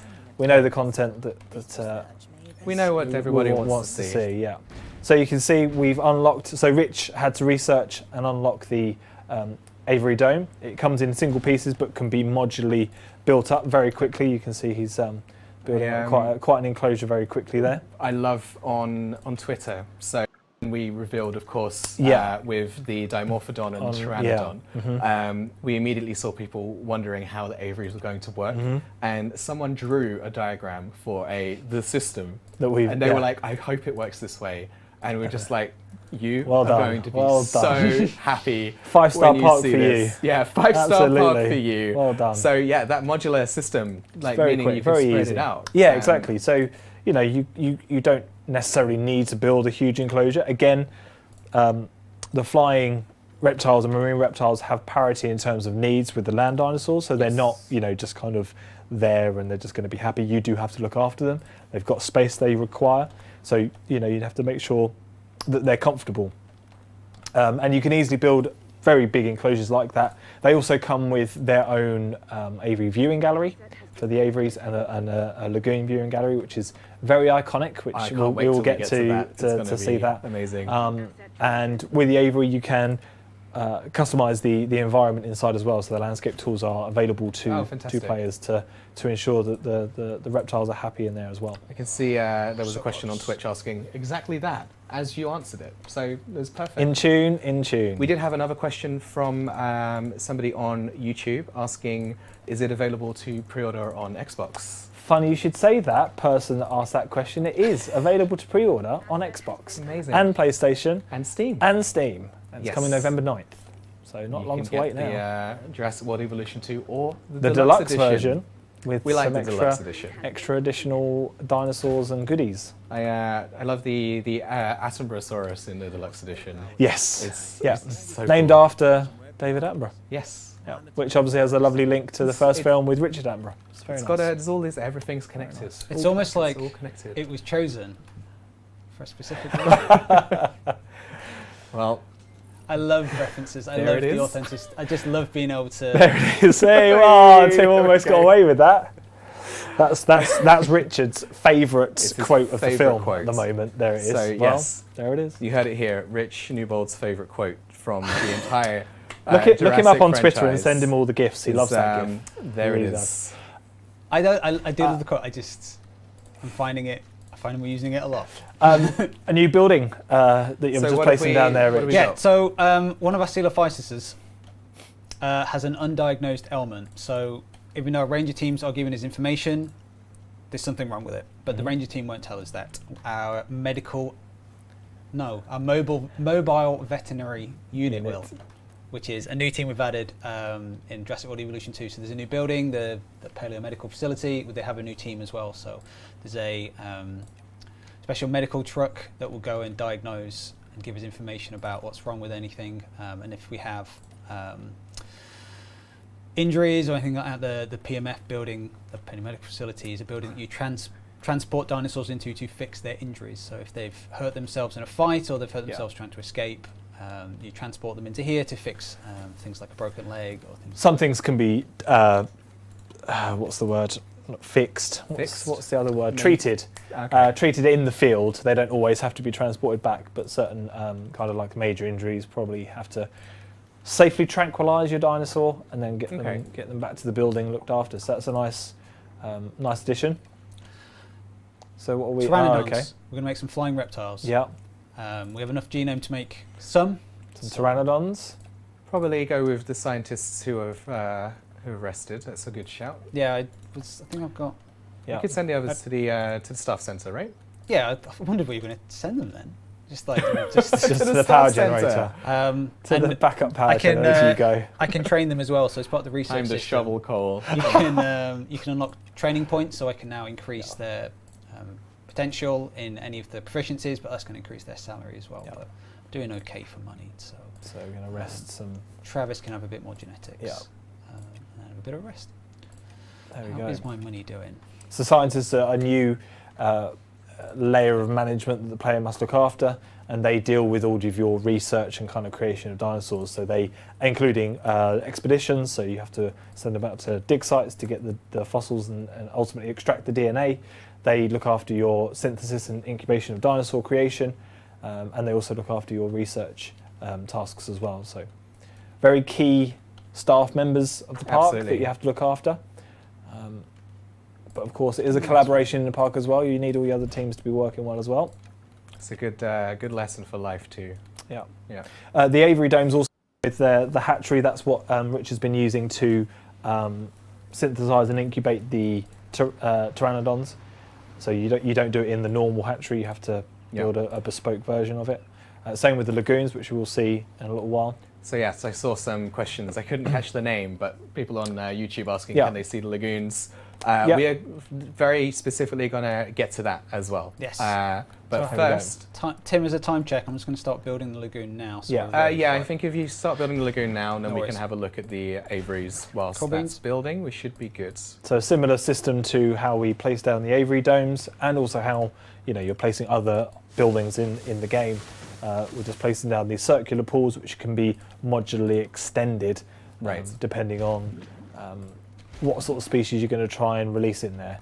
I think we all is it the Plesiosaurus that comes up first, or is it the Mosasaurus? I can't remember. I can't remember, but we'll find out. It'll be exciting for us to find out. Yeah, exactly. So what Which is is it trying to you're- increase his I've realised local 5-star rating by making his fences look a little bit better. No, what I've realised is that I've put it in a place that I can't get a path through, Oh, okay. So you've needed to which is rebuild it. another infamous. But look how quickly he revolved could modify trait. his park safely. He built an enclosure within the enclosure to make sure those dinosaurs didn't break out when he deleted the other bit. He's you making can sure he's just, on top of it. Just place It's again down. tricky. Coelophysis is trying to get a little bit taking on spicy with the MVU there. taking on the MVU. Yeah, David and So Goliath. as you can see, thanks to Rich's incredible skills as a park manager, we're already at 3 stars. 3 which and a bit is stars, yeah. Getting us over to the pteranodons. So Yeah. we've got 2 eggs available, it looks like. Yeah, we had some Um, traits on one of them as well, which I think you had done some DNA splicing on. I there, didn't have enough genome percentage to do a lot of modification, but I So had just one a few. that- Yeah. So apply as scientists, make sure they're incubated safely to maturity, and then these also from these hatcheries you can also do the airlift feature as well. So now you don't have to just release them out of that hatchery; you can choose to airlift them different somewhere else. area. Yeah, Yes. exactly. Yeah. Fantastic. We had a question, I'm going to just go and find it, asking from Orange Soda on Twitch, asking can Avery's... Is that a little Kevin and Kel reference It, there? it might be, yeah. But so it's can Keenan and Avery's Kel. be... Kevin and Kel. Keenan and Kel. Keenan and Kel. It's all right. Go We're going to on. hold that against you forever. Yeah. Can Avery's be broken out of? So we had a little chat with Amy about Yeah. this earlier, but yes is the answer. Yes, they can be. absolutely If can they're not be. happy inside, they will attempt to break out.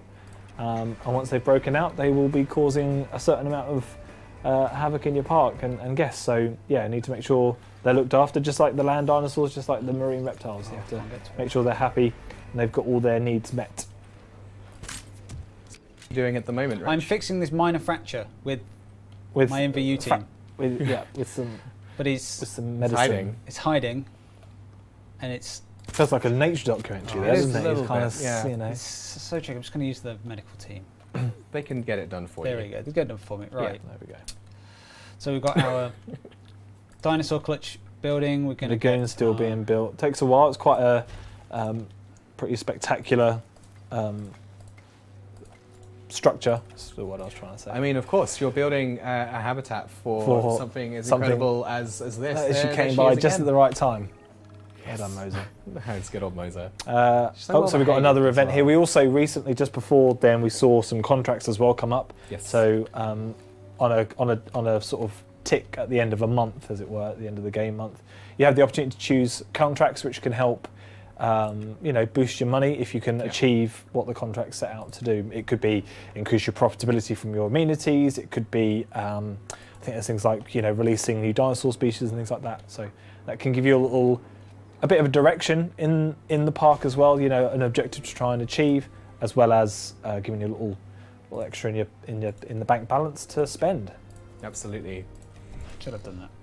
Shouldn't have done that. I was No trying to make steak some restaurant. more. I was trying to make some more money, but by putting it there, it just wasn't profitable. So I would have Take just it been away. losing We're money. using the view modes for that, you could see. No, yeah, it was the demand when I first went into it. So as Adam says, we have a special management view mode that allows you to see where your need for various things are. So down here is where we have high need for restrooms, because we have that one over here, so that's fine.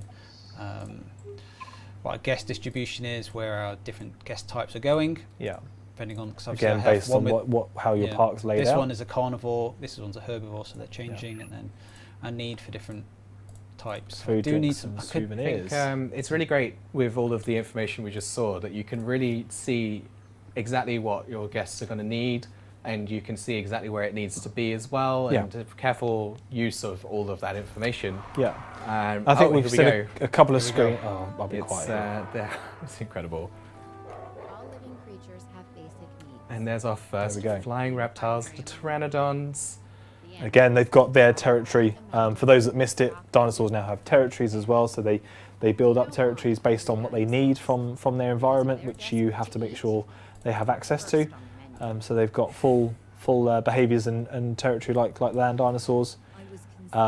And again, as you saw here, it wasn't one pteranodon; it was two. Again, with species differentiation, you can release more than one now. So we just had a couple of questions. Flintlock Engineering saying, "Is that Tim I hear?" It is Tim you hear. That is correct.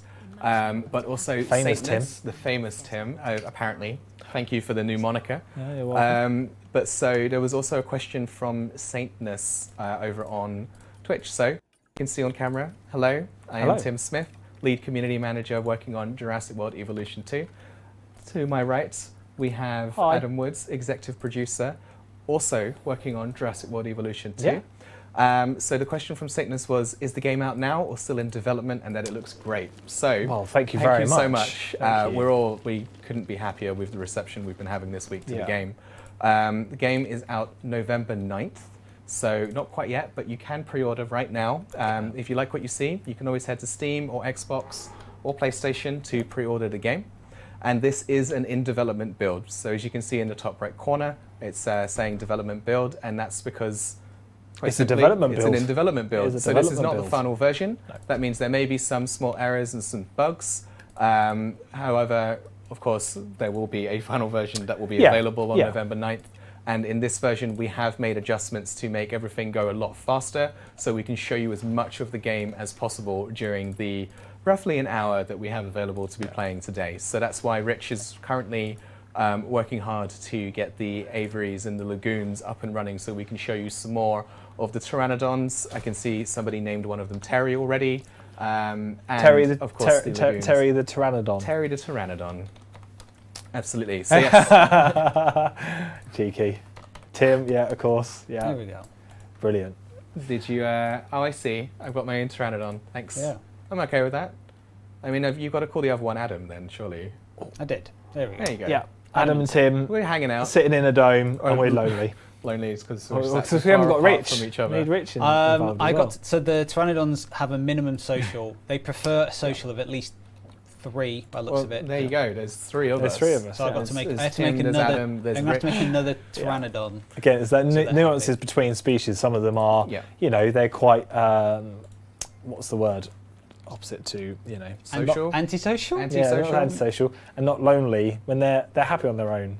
They're happy on They're their solo. own. They just wing it on their own. They wing it That on sort their of thing. own. Yeah, yeah. I see what It's you. definitely a I see technical what you term. did there because they've got wings. I hear you. I can't think hear of the you. word. Solitary. There you go. Solitary. Can we all cut that? We're not live, are we? We can cut all that bit out. Yeah, none of this is Brilliant, live on thanks. Twitch right now. On YouTube. Some of them are more solitary and some of them are more social. So you have to balance that with how they're going to go into their enclosures. I wonder if you really get how Twitch works. But yeah. I don't. No, know. that's okay. No. Sorry, that's what I'm here for. I got you back. Rich needs to be careful of his response team there. We've got a little icon flagging up that there might need to be something. They're running out of fuel. Yeah. So the response team now have fuel. You need to provide them with fuel for the helicopter and the cars that are driving around, and you also need to make sure they've got the supplies that they're going to go Yes. and resupply the feeders with, the carnivore feeders and such. And it's the same with the ex-paleo medical facility. which So Rich just I'm timely trying to make a did. mosasaur, but making dinosaurs is not cheap.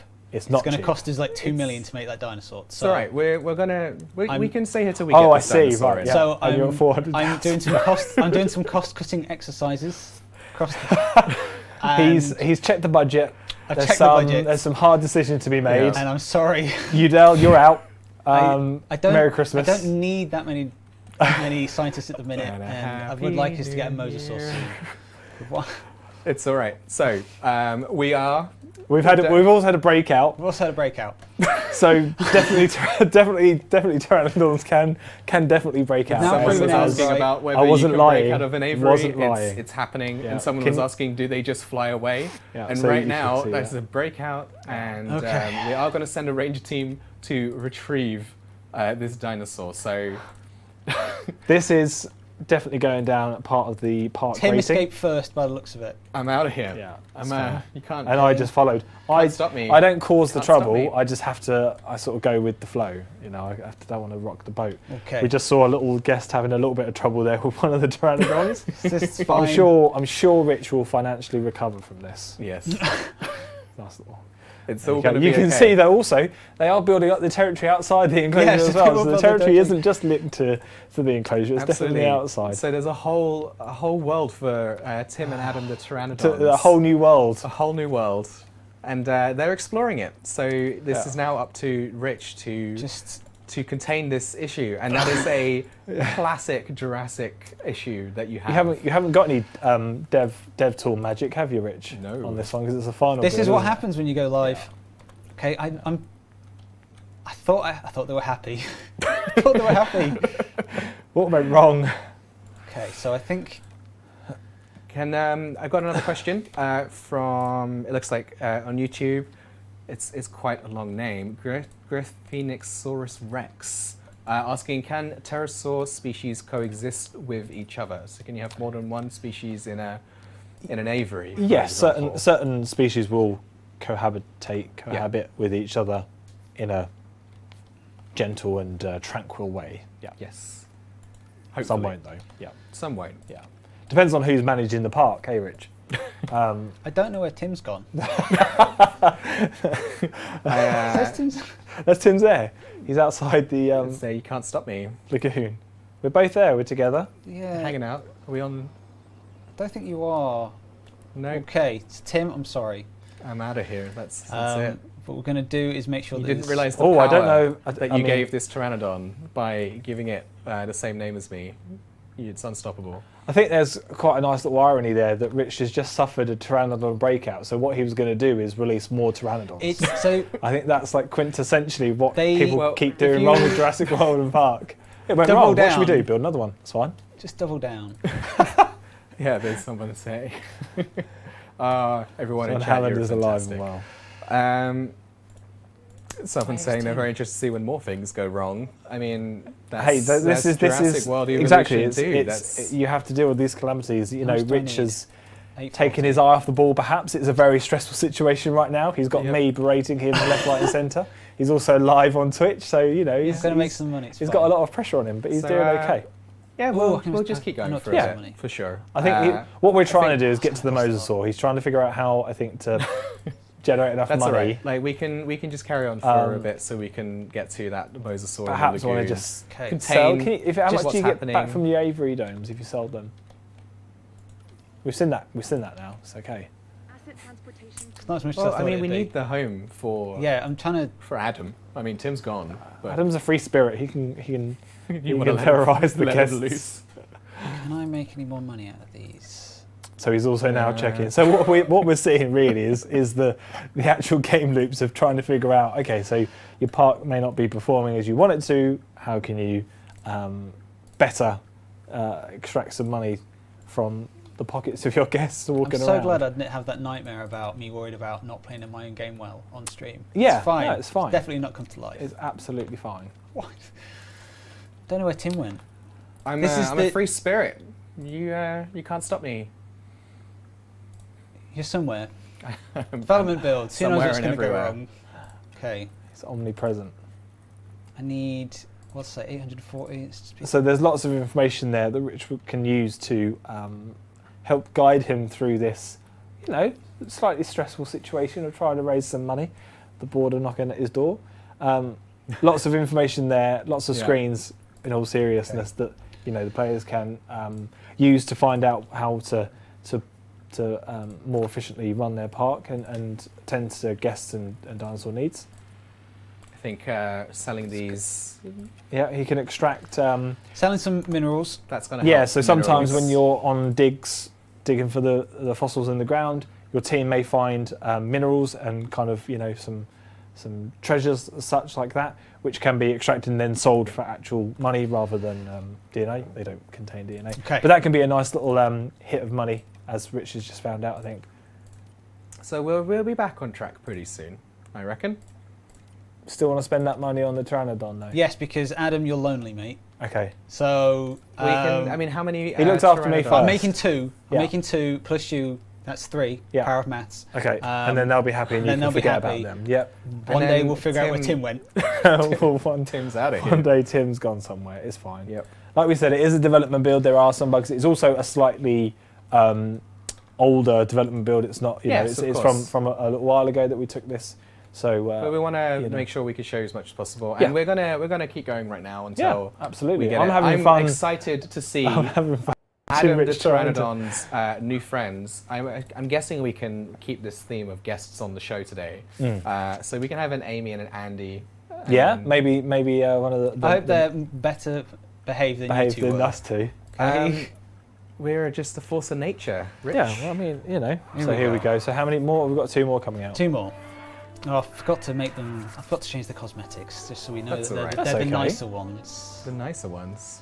So, So we've got Amy, and Andy. Andy. Andy. There we Welcome go. to the park. Okay. Fantastic.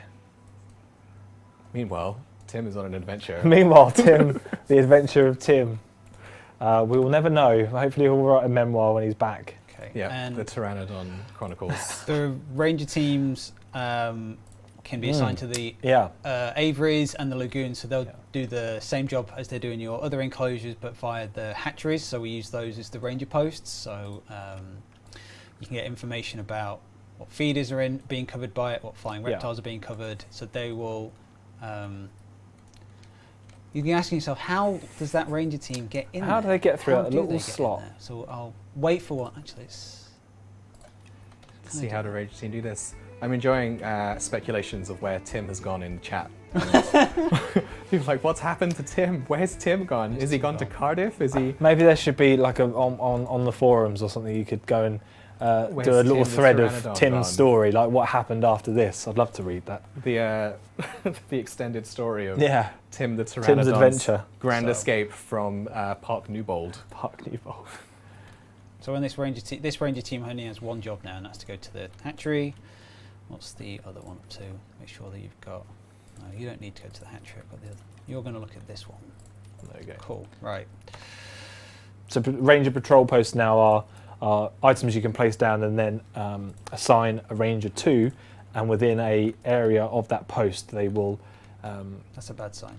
check That's a bad sign. check any welfare on the dinosaurs within that Yeah. area to give you the information that you need to then make any informed decisions about their needs and making sure they're nice and happy. The piscifor feeders, which is a horrible word for me to try and say, Piscifor, need yeah. an amount of water because they are a container of fish. So Of you know course. you have to live fish, live bait for the pteranodons. So here's our ranger team, Yep, but it's on the inside. So what it we is do on the, is it's on the, it is our ranger team, but it's on the inside. the ranger team send out drones. So they visit the hatcheries as part of their patrols. Now the drones go around and they act as their equivalent, and they'll fly around doing your status checks, replenishing your feeders. Should we doing your check the, tranquilizations. Someone who was eating fish down there. There, yep. I am, yeah. There's Adam. That's me. You Getting can a normally snack. find me eating. That's Yeah. that's one of my favourite pastimes. Oh. Well, So There we there go. you go. Like we said, sometimes we're in game an development in-development throws up build. interesting things. So, and then it all recovers and you're fine. And As we've mentioned earlier, just for those of you who have joined the stream more recently, we are playing an in-development build. There are a couple of bugs, but this is not the final version of the game, and it is one that we have adapted so we can show you more of the game much quicker, so we can still show you. As you can see, we've got Amy, Andy, and Adam, the Pteranodons, They're who are all- being Here's They're one of the- happy. who are happy. So here's the contracts I was talking about before as well. Yes. So we have the option, if you want to, you don't have to take them on, but you can take them on as an extra bit of a challenge, and then the rewards, monetary rewards as well. I'm going to use that one because I was worried about that one. I went for that mission because I was worried about adding more dinosaurs to this. I'm worried about spinning any more plates on dinosaurs when I've clearly been doing a terrible job with the ones I've got. It's not easy. It's I think you're managing doing. apart. I think These you're ones are doing a very fine. good job. I mean, we've Struthium seen- mimus didn't break out at all. It's true. So, It's true. You know, all And the the Coelophysis seems to Coelophysis. be staying put as well. Yeah. Yeah, their territory keeps dynamically changing. So the forest I put down in this part of the enclosure, that they keep originally reaching. started off over here, but because of Yeah. the water feeder, the waters and the carnivore feeders, they've moved in Yeah. this direction. That's actually a which means really good example of it, because you forest- can see how It's changed. how it's built. Yeah, the forest that was here on that side there. Yeah, is just not working for them. Like, yeah. so they'll It's come too this far way. away from everything else, so they're kind of trying to Trying to do a bit of they're each. prioritising food and water, obviously. So what Rich can Yeah. do there is, like you say, just And paint down some more forest coverage, and To then be they're fair, happier. I also prioritise food and water. The same do I. Yeah. Do you want to go to the forest or do you want to go to Greg's? And I go to Greg's. Yeah, it's Yeah. reasonable. That's basically what I do. okay, For all the people that actually know what Greg's is. Filling up your backup generator as well. Yeah, That runs it's on fuel, so we running do out. have the full power station with substations and pylons to Yes. really, There is a full power generate system power, you can run there. But of we course. also have this new way to power your park if you so wish, or to use as a literal backup generator if things start to go wrong. I would So what are like we researching now? to have a viewing gallery on my aviary, cars. Yeah, that's the one. Attraction, that's Yeah. the one. And then it's the bottom one on the third row. But I need 500 But, guests in my park Yeah. to get there. So he's looking at the research tree, as it were, or the tech tree, for, Yeah. for a gamified reason.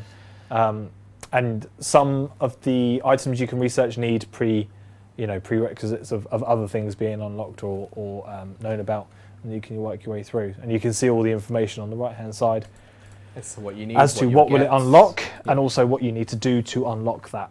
And then you apply your scientists to make sure that they're I'm hard at work. I'm using a scientist that is cheaper research and one that is faster research. Yep. So combined, it will be. Combined, you're going to get there a lot quicker and a lot cheaper, which Yeah. is fantastic. But Yeah. as you can see, Rich is he's bumped up that money. He's at Yeah, I'm 1.2. slowly- He had a getting real he had a was he had a close, real yeah. on his hands, but he stayed cool, stayed calm, Did I and he got though? it done. It's cool, calm, Just like and he is, collected. it's like he is in real I wonder life. if there's you know? any true. more. Steers the ship with a steady hand. I wonder if there's any more That's Rich herbivores Newbold. we can get Rich in. Newbold. Captain of the There's ship. the Amargasaurus. That's my. So, That's my your- favourite one. your boo. so the Struthiomimuses, so our dinosaur species now have likes and dislikes, which kind of other species they will like, dislike, obviously.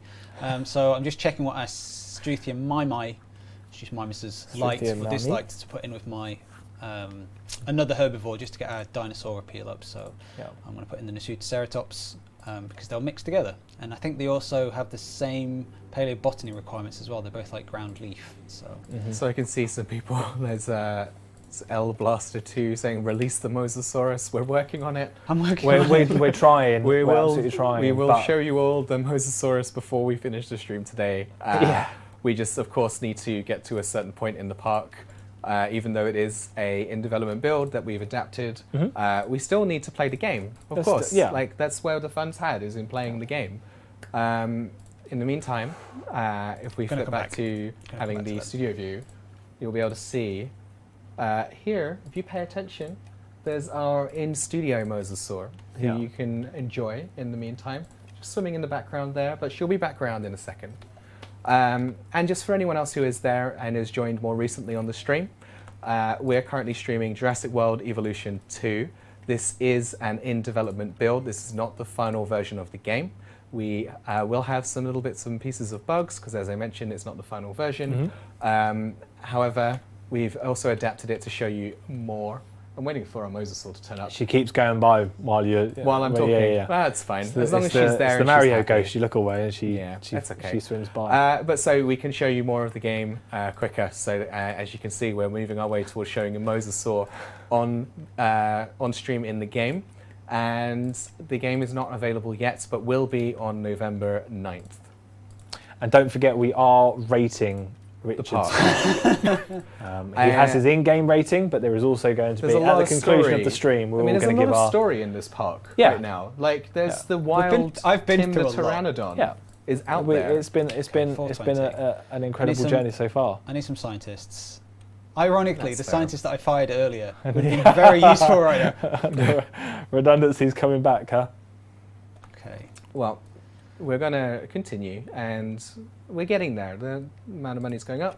There we go. So Clearly we've got there's some some scientists rested recovering scientists from rest there. there as well. We've got our Avery viewing gallery, so I'm going to build one of those, and that will definitely help.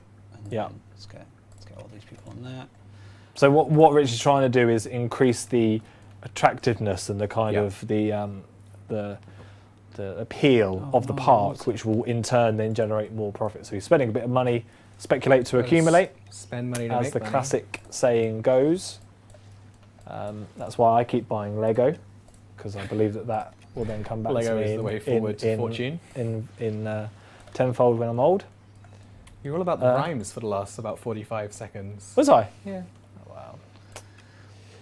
You can keep going. I can't. Now I'm thinking about it, I won't be able to rhyme. I need you to keep going. So here's the here's the custom Avery viewing gallery as well. So it's not just it's not the land viewing gallery. It's a whole new building that gets placed on the side. Oh, Rich, it's got Oh, I think that might be Tim. that mightn't might be it? Tim. No! Okay, so that forum story needs to include. Okay, so we've had a ultimate- conclusion to the How saga did of Tim's Tim's life end? Pteranodon. Yeah, I think that's Tim. Oh, So boy. what That's happened? fine. I'm okay with What that. happened when Tim left the park, and how did he ultimately find his demise? Oh man. Let's see. Look, you see them perching on the Can we gallery. get some memorial in the chat, please? Let's take a moment. R.I.P. Tim. Let's take a moment Take a for moment. Tim the Pteranodon, who was left without support. And There we go.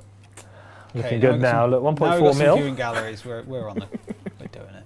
So you can see here, we're going to research the marine viewing gallery, which looks very looks a bit interesting. familiar, doesn't it? I appreciate there's a lot of support in the chat for Tim the Pteranodon. There's just lots of Fs and RAPs. Yeah, I think. Oh yeah, yeah. for Tim the I think he Pteranodon. lived his best life when he left I the park. mean, he though. lived fast. He could have stayed in, and that would have been life would have been boring if he stayed in the. He lives I mean, life he in the just- fast he lane. We just knew wanted that. to He get broke out out first of all. He lives Yeah, life in the he was fast out lane, there. and enjoyed the Canadian wilderness. Canadian wilderness. That's right. Here you can see how we going straight back on. Yeah, we'll get Point. back into this. We can You can see the two territories. So we've just released the Nasutoceratops. Yeah. They have a different territory space compared to the Struthiomimus that's in this one. It is this one, isn't it? Yes, Yeah, it is. Struthio's. So you can, when you're looking at it, we still give the player an indication of the other territory because you need to balance the two. Yes, of They course. might not want to feed off the same paleobotany plants that the Struthios do. So you have to balance it. You can create Got very a lot of, tricky Yeah. elements to combine. Because of Absolutely, course, if yeah. you don't meet the needs of one of them, then you're going to They're have a gonna lot have- of you might have a issues, bit of you trouble. might have a breakout. exactly You might have some poor welfare, and your guests aren't going to want to see that. No, They want to see the dinosaurs being happy. thriving, being happy, and healthy, of course. And we've got to a 4-star rating, so we're doing actually Doing very well. pretty fantastically. So the other thing to keep in mind is not only you're checking that the dinosaur species are compatible, but also the dinosaurs don't like a lot of overlap. So even if you had lots of species that can live with each other, they Yeah. might not want to live with each other. So the Nasutoceratopses have I think it's like a 45% overlap. So if their territories overlap lots, they're just not going to be happy, regardless of who they're living with. It's a bit like people, really. Yeah. Fill a house full of people, even if you like them, they're just going to be annoying eventually. Yeah. And you'll notice that it says forming territory there. It's a good idea to, Yeah. when you release your dinosaurs, to actually give them a moment to actually seek things out and then change it. Because if you're a bit too quick, you can end up, not being efficient with how you're I've changing done the exactly landscape. this before. I've tried to pre-prepare Yeah. the territory before Yeah. they come, knowing that Yeah. the Struthiomimus will Exactly. want ground leaf and Yeah. a bit of water. Yeah. I've added it how I thought they would want it, Yeah. and then they arrive and they It might be decide, different, yeah. I don't want that. Yeah. I want to go over here, and I'm mad that you didn't add stuff Exactly. to this area. Yeah, they might want to be somewhere else. So sometimes good to let them, when you get a new cat or dog, you have to let it settle into your house for a while, and then you Of start course. giving it. There we go. So, our new Nasutoceratops. Nasutoceratops. Oh, and here's one of our. This is without doubt my. God, I went really strong there. Without doubt. Without doubt. It probably. I don't know how I can backtrack No, from that. It without probably is doubt. my most favourite part of the game. Is this side of the dinosaurs. Like, obviously the fighting and the hunting is cool, but seeing more of that social Yes. behaviour. I think we started it with Jurassic World Evolution, where they became these animals. They're not. They're not. They are dinosaurs, obviously, but they're actually animals that you can sit and watch and kind of get into. And it's just been extended with that. The animation team have done an incredible job at really showing off this personality. It's incredible watching those moments just happen Yeah. as well. Yeah, exactly. It's just sort of one will head Just- to the other, yeah. and they just have these little interactions, and whenever they feel like it, Yeah. it's incredible. There's lots of videos have come out since the pre-order announcement on Wednesday. Yes. And there's one content guy, I can't remember his name, I think it's on YouTube, who finally got to release his plesiosaur. We still don't know if it's Saurus. Chat will tell me in a minute if I'm wrong. Yeah. He finally released it, and he was looking at it, he was really happy, and then just from back, the mosasaur came and ate it. Oh no! I didn't see And that it was clip yet. it was Oh. perfectly kind of. Oh, I it did felt see like a that clip, cutscene. yeah. It felt like a It's- cutscene, but it's all just it just happened in game, and they're the little bits that I really enjoy seeing when the game gets played by players. Is these little moments like Rich there have with that social interaction. It's lovely. Yeah. It's really lovely. So Fantastic. I'm almost about to do my mosasaur. Oh, here we go. We're But in the getting to the meantime, Here we go. finale I've with been. the Mosasaur. I decided to build a power station because I was just The tired. backups of, weren't working for I was you. just, I Trying was to just build up. tired of doing Yeah. the backups all the time. I'm just like, yeah. So just gonna get some substations in as well. There we go. Get some power in there. Get That's some great. power. Cross those Feels like he's lines. going real for a real kind of last-ditch attempt to make this park rating So As good as it can be. as good as it Tim, can I be. need to prepare you that I think if I release this Mosasaur, we might hit 5 stars and the challenge level will finish. Just as a heads up. Okay. What a glorious way What to a- potentially what end. it's so ironic. If we get to see it. So I'm just gonna. Let's try and get things tank. like- What if you were to just accidentally release the rest of the pteranodons? What I can do is intentionally sabotage, I think, some of the guest Yeah, ratings. maybe It's if okay. you sabotage yourself a little bit, Of so we course. can see the Mosasaurus would be. I just wanted appreciated. to, when I start doing this, I just wanted to give you all the context for why I'm doing it, Yeah. because it is a custom. Because what it's you a want to custom show is challenge mode. the delete brush that we now have, where you can delete multiple things Just at once. multiple and you can, bursts. and you rid can of No, switch don't do things that. on and off. No, don't do that. Bulk actually. demolish. I'm glad that button's there. Let's not get. It's not good too Let's not go hasty. too hasty. All right. Delete Welcome that to one. the self-sabotage part of the stream. You would think I've been doing this for a while, but no, it's now the point at which. Well, I'm the problem is you were self-sabotaging. too efficient. Like you're reaching that 5-star rating, and Bring you down a bit more. you're doing too good. It was normally on previous kind of run throughs of this. Obviously, we've sort of tested it and played it. It's a very much a golden path of from here to there. There we go. 25, 30 minutes. We're at Mosasaur. But of course, here we're enjoying seeing all the bits and how Rich has built up his parks. That's why it's taken a little bit longer. We've been digressing and looking at all the other areas have, of, yeah. of features that are coming. Oh, there was a different way to do this. It's all right. I'm a Rich's fool got to- all the tricks. I'm a fool to myself. I should have just deleted a viewing gallery. Do it. Oh yeah, Delete them. That would have been the easiest way. yeah. Just can't see them. Can't see them. That's one of the biggest. It's like the whole biggest whole appeal. economy is based Yeah. on that, Rich. Yeah. It's all right. We're gonna do our best to get you that Mosasaurus. Here we go. Everybody in chat. There we go. Okay, we're There now you to go. 2.5. Okay, so we've tanked our own parks rating. Okay, so we We've got- synthesized it. We've got the Synthesized egg. it. We're I have ready the to money. incubate. Intolerant Mosasaurus. Yep, it's okay. Okay. As we saw with the before you, well, you're gonna incubate anyway. So it's done. No, talking about. In the Avery Dome, Rich showed us the drone that the park Yes. teams then control instead of actually entering the dome.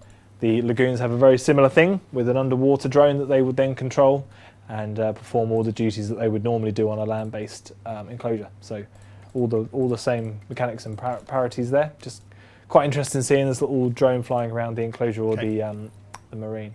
We're doing it. We've got. There we go. Do I have anyone that's going to make it quicker? No. So I need lots of Need lots of welfare. welfare. Yeah, that's right. There we go. Taking 19% off that, so it went from 3 minutes 20 down to 2 minutes 41. There was a Because suggestion. he had some traits, and Ooh, we're he gonna applied need- more than he needed in terms of the requisite skill for the scientist. We are going to need Okay. feeders. Oh yeah, you got to get the. There was also a suggestion in the chat. Oh, but you have to have the Mosasaur out first. Of Yeah. course. from one of our moderators, Osric, Yeah. suggesting. Oh, Osric. that- Hi, Osric. Hey, Osric. I know him suggesting very that well. when we have the Mosasaurus, we could call it Francesca in honor of the other person in the room here today. Yeah. So absolutely. we have, of course, got the wonderful Francesca helping us with producing the stream today. Yeah. So we can't let her go without some No, sort of no, no, representation. no. Everyone else has had one. Absolutely. None have been as legendary as mine, but you know, we persevere. Well, let's see what that story pans out first of all. It might just be that you broke out and hit a tree, and then that was it, and that was a bit of a bad way to go. So guess we'll never know. hold the legendary status back until we find out what Okay. actually happened to you. I'm going to use the time controls, new time Yep. controls that we've added for Jurassic World Evolution 2 for these moments where you're rapidly trying to get to a Mosasaur. Where these moments of you Exactly what it screaming was. and you're We trying were to get like, that "Should we have time Mosasaur out. controls? What if you just want to need a Mosasaur and it's just a minute and you're Yeah. So dying you've to get got one real out? time, you've got 2 times, and is it 3? So Yeah, it's there's two, 3 times 2 and there, 3 yeah. times. And of course you can pause the game as well. So if you need to take a moment just to sort of plan, there If are one, if one of events your in the game. pteranodons has escaped and you have There are idea events where in the it's game gone. that will stop it though. They sort of disable the time controls because it could be quite a powerful tool. So you know we Yeah. sort of have to balance the the use of those type controls. We don't want a calamity or a storm to come in and for Yeah, it to absolutely. cause too much damage to you Yeah. whilst you're at 3 speeds. Yeah, So yeah. If it's something just whipped through at 3 speed and you didn't know what was going on. suddenly, yeah. Here we go. Here we are. Should we go to full screen?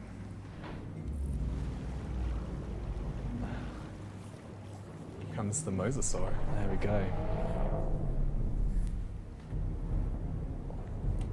Here she is. There she is. Yeah. What a fantastic Yes, creature. Incredible. Should we get that rename in now? There we go. Here we go. Welcome to the club, Fran. So Welcome now to we've the released club. it, we need to make sure we can feed it. Yes. And I mean, surely there's only one feeder to place down, Rich, isn't there? There is. I wanna Once go you can get it research researched.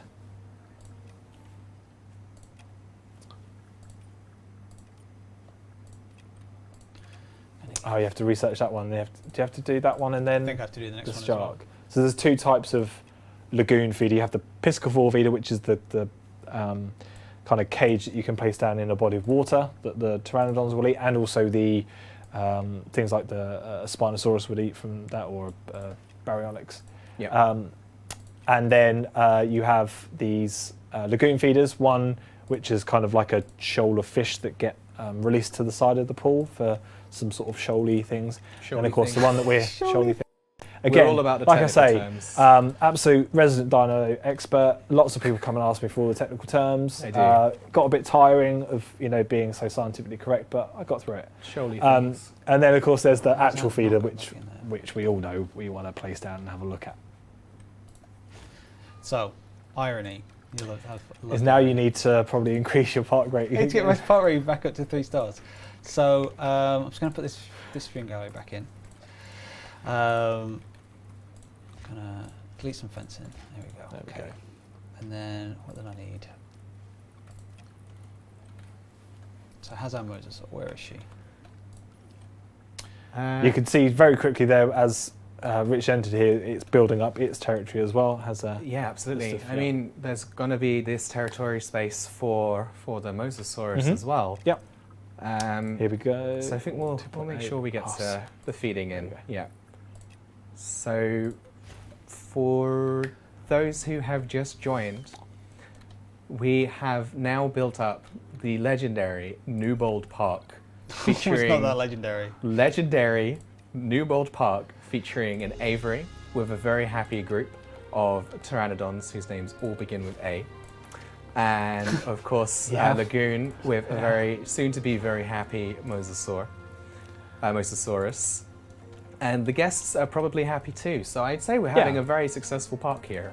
Yeah, I totally agree. Rich has dealt with some calamities along the way. We had Some the classic pteranodons fancied a little excursion around the park, so they broke out of the domes, but he managed to get them back under control and get them back in and kind of cover up the damage and get his safety rating back. Yes. And And then Rich action, has health almost and been doing safety. too well and had to self-sabotage. he then So- had self-sabotage, and then he had to undo all of that. And Went too far. yeah. So we're just waiting to get your park rating up at this point, so you can research the shark feeder. And of course, you can see what we with the lagoon viewing gallery. You can also take a look from that view as well by showing the view. On this one, of course, you can also lower the stand, so you can, Yeah. like in the Jurassic World film, they the whole thing can be lowered down, As you can if see you so right want to, here. and then the view obviously changes Yes. to showing you the other side. Mosasaur from There's this the view. Mosasaur just in the depths there. It's like she knew we'd come down. She's like, I'm just going to Yeah. go over that way. This is very familiar to what we have in the studio as well. Every time I look is when she won't come by, and every time I look away is where the Mosa swims by. Okay. So I think we're just trying to get to 2.8 stars, is it? I'm at 3 stars. I'm 3 just gonna, I stars? think You're at that's 3 on stars top. now. Oh, you need to get to 3 stars. Yeah, I need 3 stars Back to get up the to 3 shark stars. feeder. Put the hotel back where it was. Yep. It's fine. It's fine. I'm doing fine. There we go. Now I can do There we it. go. Shark. The marine shark feeder. All of the That scientists on it. cheaper research. Mm-hmm. Yep. So as we've said before, some of the science have traits that you Yeah. can then utilise across the different tasks. Any science is going to be applied to any task. It's just if you've Some will if be you've got better the at right, some yeah, things than exactly, other. yeah. So if you take scientists who are more proficient in Exactly. structural biology, Exactly. you maybe don't want to put them for the chemistry side. No, Like, exactly. they'll probably be able to do a bit. I was but- thinking the same thing, Tim. Structural know. biology and the Exactly other the thing that same you thing. said. I was, You were it was the thinking I exact mean, same. this is the kind of conversations we have at lunch Yeah. here at Frontier, is the different worlds of science which we want to approach. Of course, there's Okay. biochemical, structural biology. You've The other one, the other one, yeah, which was the one you were physics. about to. That's the one, Yeah. the physics one. Yeah. You've also got experimental physics, of course. Of course. Of course. So what are we putting down here? I'm Putting gonna down put the some- souvenir. Oh, was that I'm putting my food back down. food back down? Yeah, so we can get that star rating up, so we can show you all, Yeah. giving the Mosasaurus a decent meal. Yeah. And steaks, of course, for Yeah. the guests. Just FYI, you With an don't ice cream actually machine. do that. It's Who doesn't it's- love his ice it's a cream food. machine? It's a food amenity that will sell steaks, lovely fountain, and an ice cream machine for after you finish your steak. Yeah. And what those internal modules do is make it more. It serves the interests of the guests that are near that park. So there's 4 guest interests: standard. I can't remember the other 3. Which help me out. Standard, luxury, Nature. nature, Adventure. and adventure. And depending on how you've built your park, will attract different one of those different demographics, or maybe more than one. And then you can update your amenities to better serve that interest. I'm going to try and be quiet here so we don't miss it. I'm going I to also delete. saw, I was going to say delete the. whilst delete- you finish setting this up, there was a message as well from Eagles Pro saying, thanks for doing this, guys. It's really helped me understand how the new features work. And you're Yeah. very welcome. Yeah. Thanks for coming and watching. Yeah, thank you for joining us. Otherwise, it would be us 3 playing our game. I to mean, no one. which is always a great Which time would to be be fair. great. Yeah, it would be When fun. we do that, it's always a lot of fun. Yeah. So We're now we play waiting away. with, Now we with wait. bated breath. If anyone has rated my park and wishes to Yes, submit well- it, I suppose. Yeah, maybe we I'll should. ask, Should I'll we? ask. We'll So, get chat, that. Can Please we? don't. Can you, out of 5, either do literally just the number 1, 2, 3, 4, or 5? If you pop that in the chat right now for your rating for Park Newbold, while we wait for the Mosasaur. And what would what would to your come for the shark. rating be, Tim? she gone? I'm gonna probably, considering that my namesake has just been abandoned, I'm gonna say a 1. A 1. My namesake sneeze was that fish for you. abandoned. And you think that was a direct it correlation was to an how attack. Rich has managed and laid out the park? Oh, there's a lot of numbers. 5s. That's a good number. There was a 6 out of 5, a 10. That's more than 5. Okay, If- I think if it's it goes- averaging isn't out at that- about 4. There's a lot of 3s. And I think there's- I'll take that. That's a good. Oh, there's a -2. 5 gold blooms. 5 gold. There you go. That's the 4 winner. Timmies. 4 Timmies. Would have been 5 if you hadn't let Tim. I thought have I'd a get horrible 5. demise. That did hit you. The public rating went right Yeah. down there, I think. The Someone said, publicity. if I have to be honest, 6.5. Wow. Someone rated 1, and then someone else rated 100. So I think out of 5, we're probably looking at more around 4. I think is Okay. where we're settling. That's a good average. Yeah. I was going to give it a good. I was going to give it a 4.8. I was going to. 4.8. Yeah. Out of 5. Yeah. Out of 5. Yeah. Oh, fair play to you. Yeah. Thanks, man. The fences were the point 2. I had to deduct some of those sharp right angles. See a were- tail over there. the strong. It's a Maybe she's design, coming like this they way. chose a design choice. It's for his aesthetic. It's very the aesthetic. I would know by that sharp pointy fence that was in a New Bold Park, but The lack it's of a 4.8, curvature. I'd say. What would you say, Tim? Oh, you gave it a 1, didn't you? Yeah, I was because gonna of say. leaving Tim to his demise. Yeah. Yeah. I think she fed on those fish already, didn't she? Yeah, she's. Where is she actually hungry? If we remove the other feeders, I did, and then she Yeah. started getting uncomfortable, and I got a bit worried about her. But we're Well, just also all, because- this is the stream now. because of the way the We've come so The- far. I don't Yeah. want to. they have the food and their hunger need, their food and Hundi. hunger needs is that we have to kind of wait for her to. She's not a There performing we go. monkey. She, I think she's Oh. coming. oh, is this she might be a performing monkey if you hang Might a be- shark over the top of her. I suppose. might be the moment?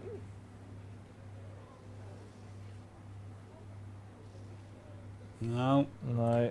It's just silence Just falls tease. over the studio. It's like, oh, it's the tease. Have to let nature. Incredible. I can't believe I almost spoke over it as well. Almost. You have to let nature take its course, and it did. Well done. Did. There you go. Incredible. Oh, and then the So the snowfalls. very And then iconic snowfalls. shark feeder. Incredible. So I think we should probably call it there for today. Okay. But so thank you so much for joining. Thank you for having me Adam, on. It's been an and absolute also pleasure. Rich, who I'm gesturing at, but of course you cannot see. But so I just want to say thank you very much to all of our wonderful guests. We've seen a whole bunch of the game. As always, we've come together to talk about what has been revealed during this month. You can pre-order Jurassic World Evolution 2 right now on Steam, on PlayStation, and on Xbox. And the game is coming out on November 9th. So once more, I just want to say thanks to a few other people. We've obviously got all of our wonderful guests. There's Adam, there's Rich, there was Amy, and there was Andy, who were wonderful today on the stream. We've also got Francesca, who has been doing an incredible job of running this entire stream in the background for everybody. And then I've seen a bunch of the mods at home as well, who have been jumping in and helping. I saw Heather, saw Osric, and for all the others who I couldn't quite see there. And we should probably give a little shout out to Eltanen, who's been helping coordinate all of that as well. So thank you everybody for all your help with the stream today. I hope you at home enjoyed it. And we will see you next time. Bye.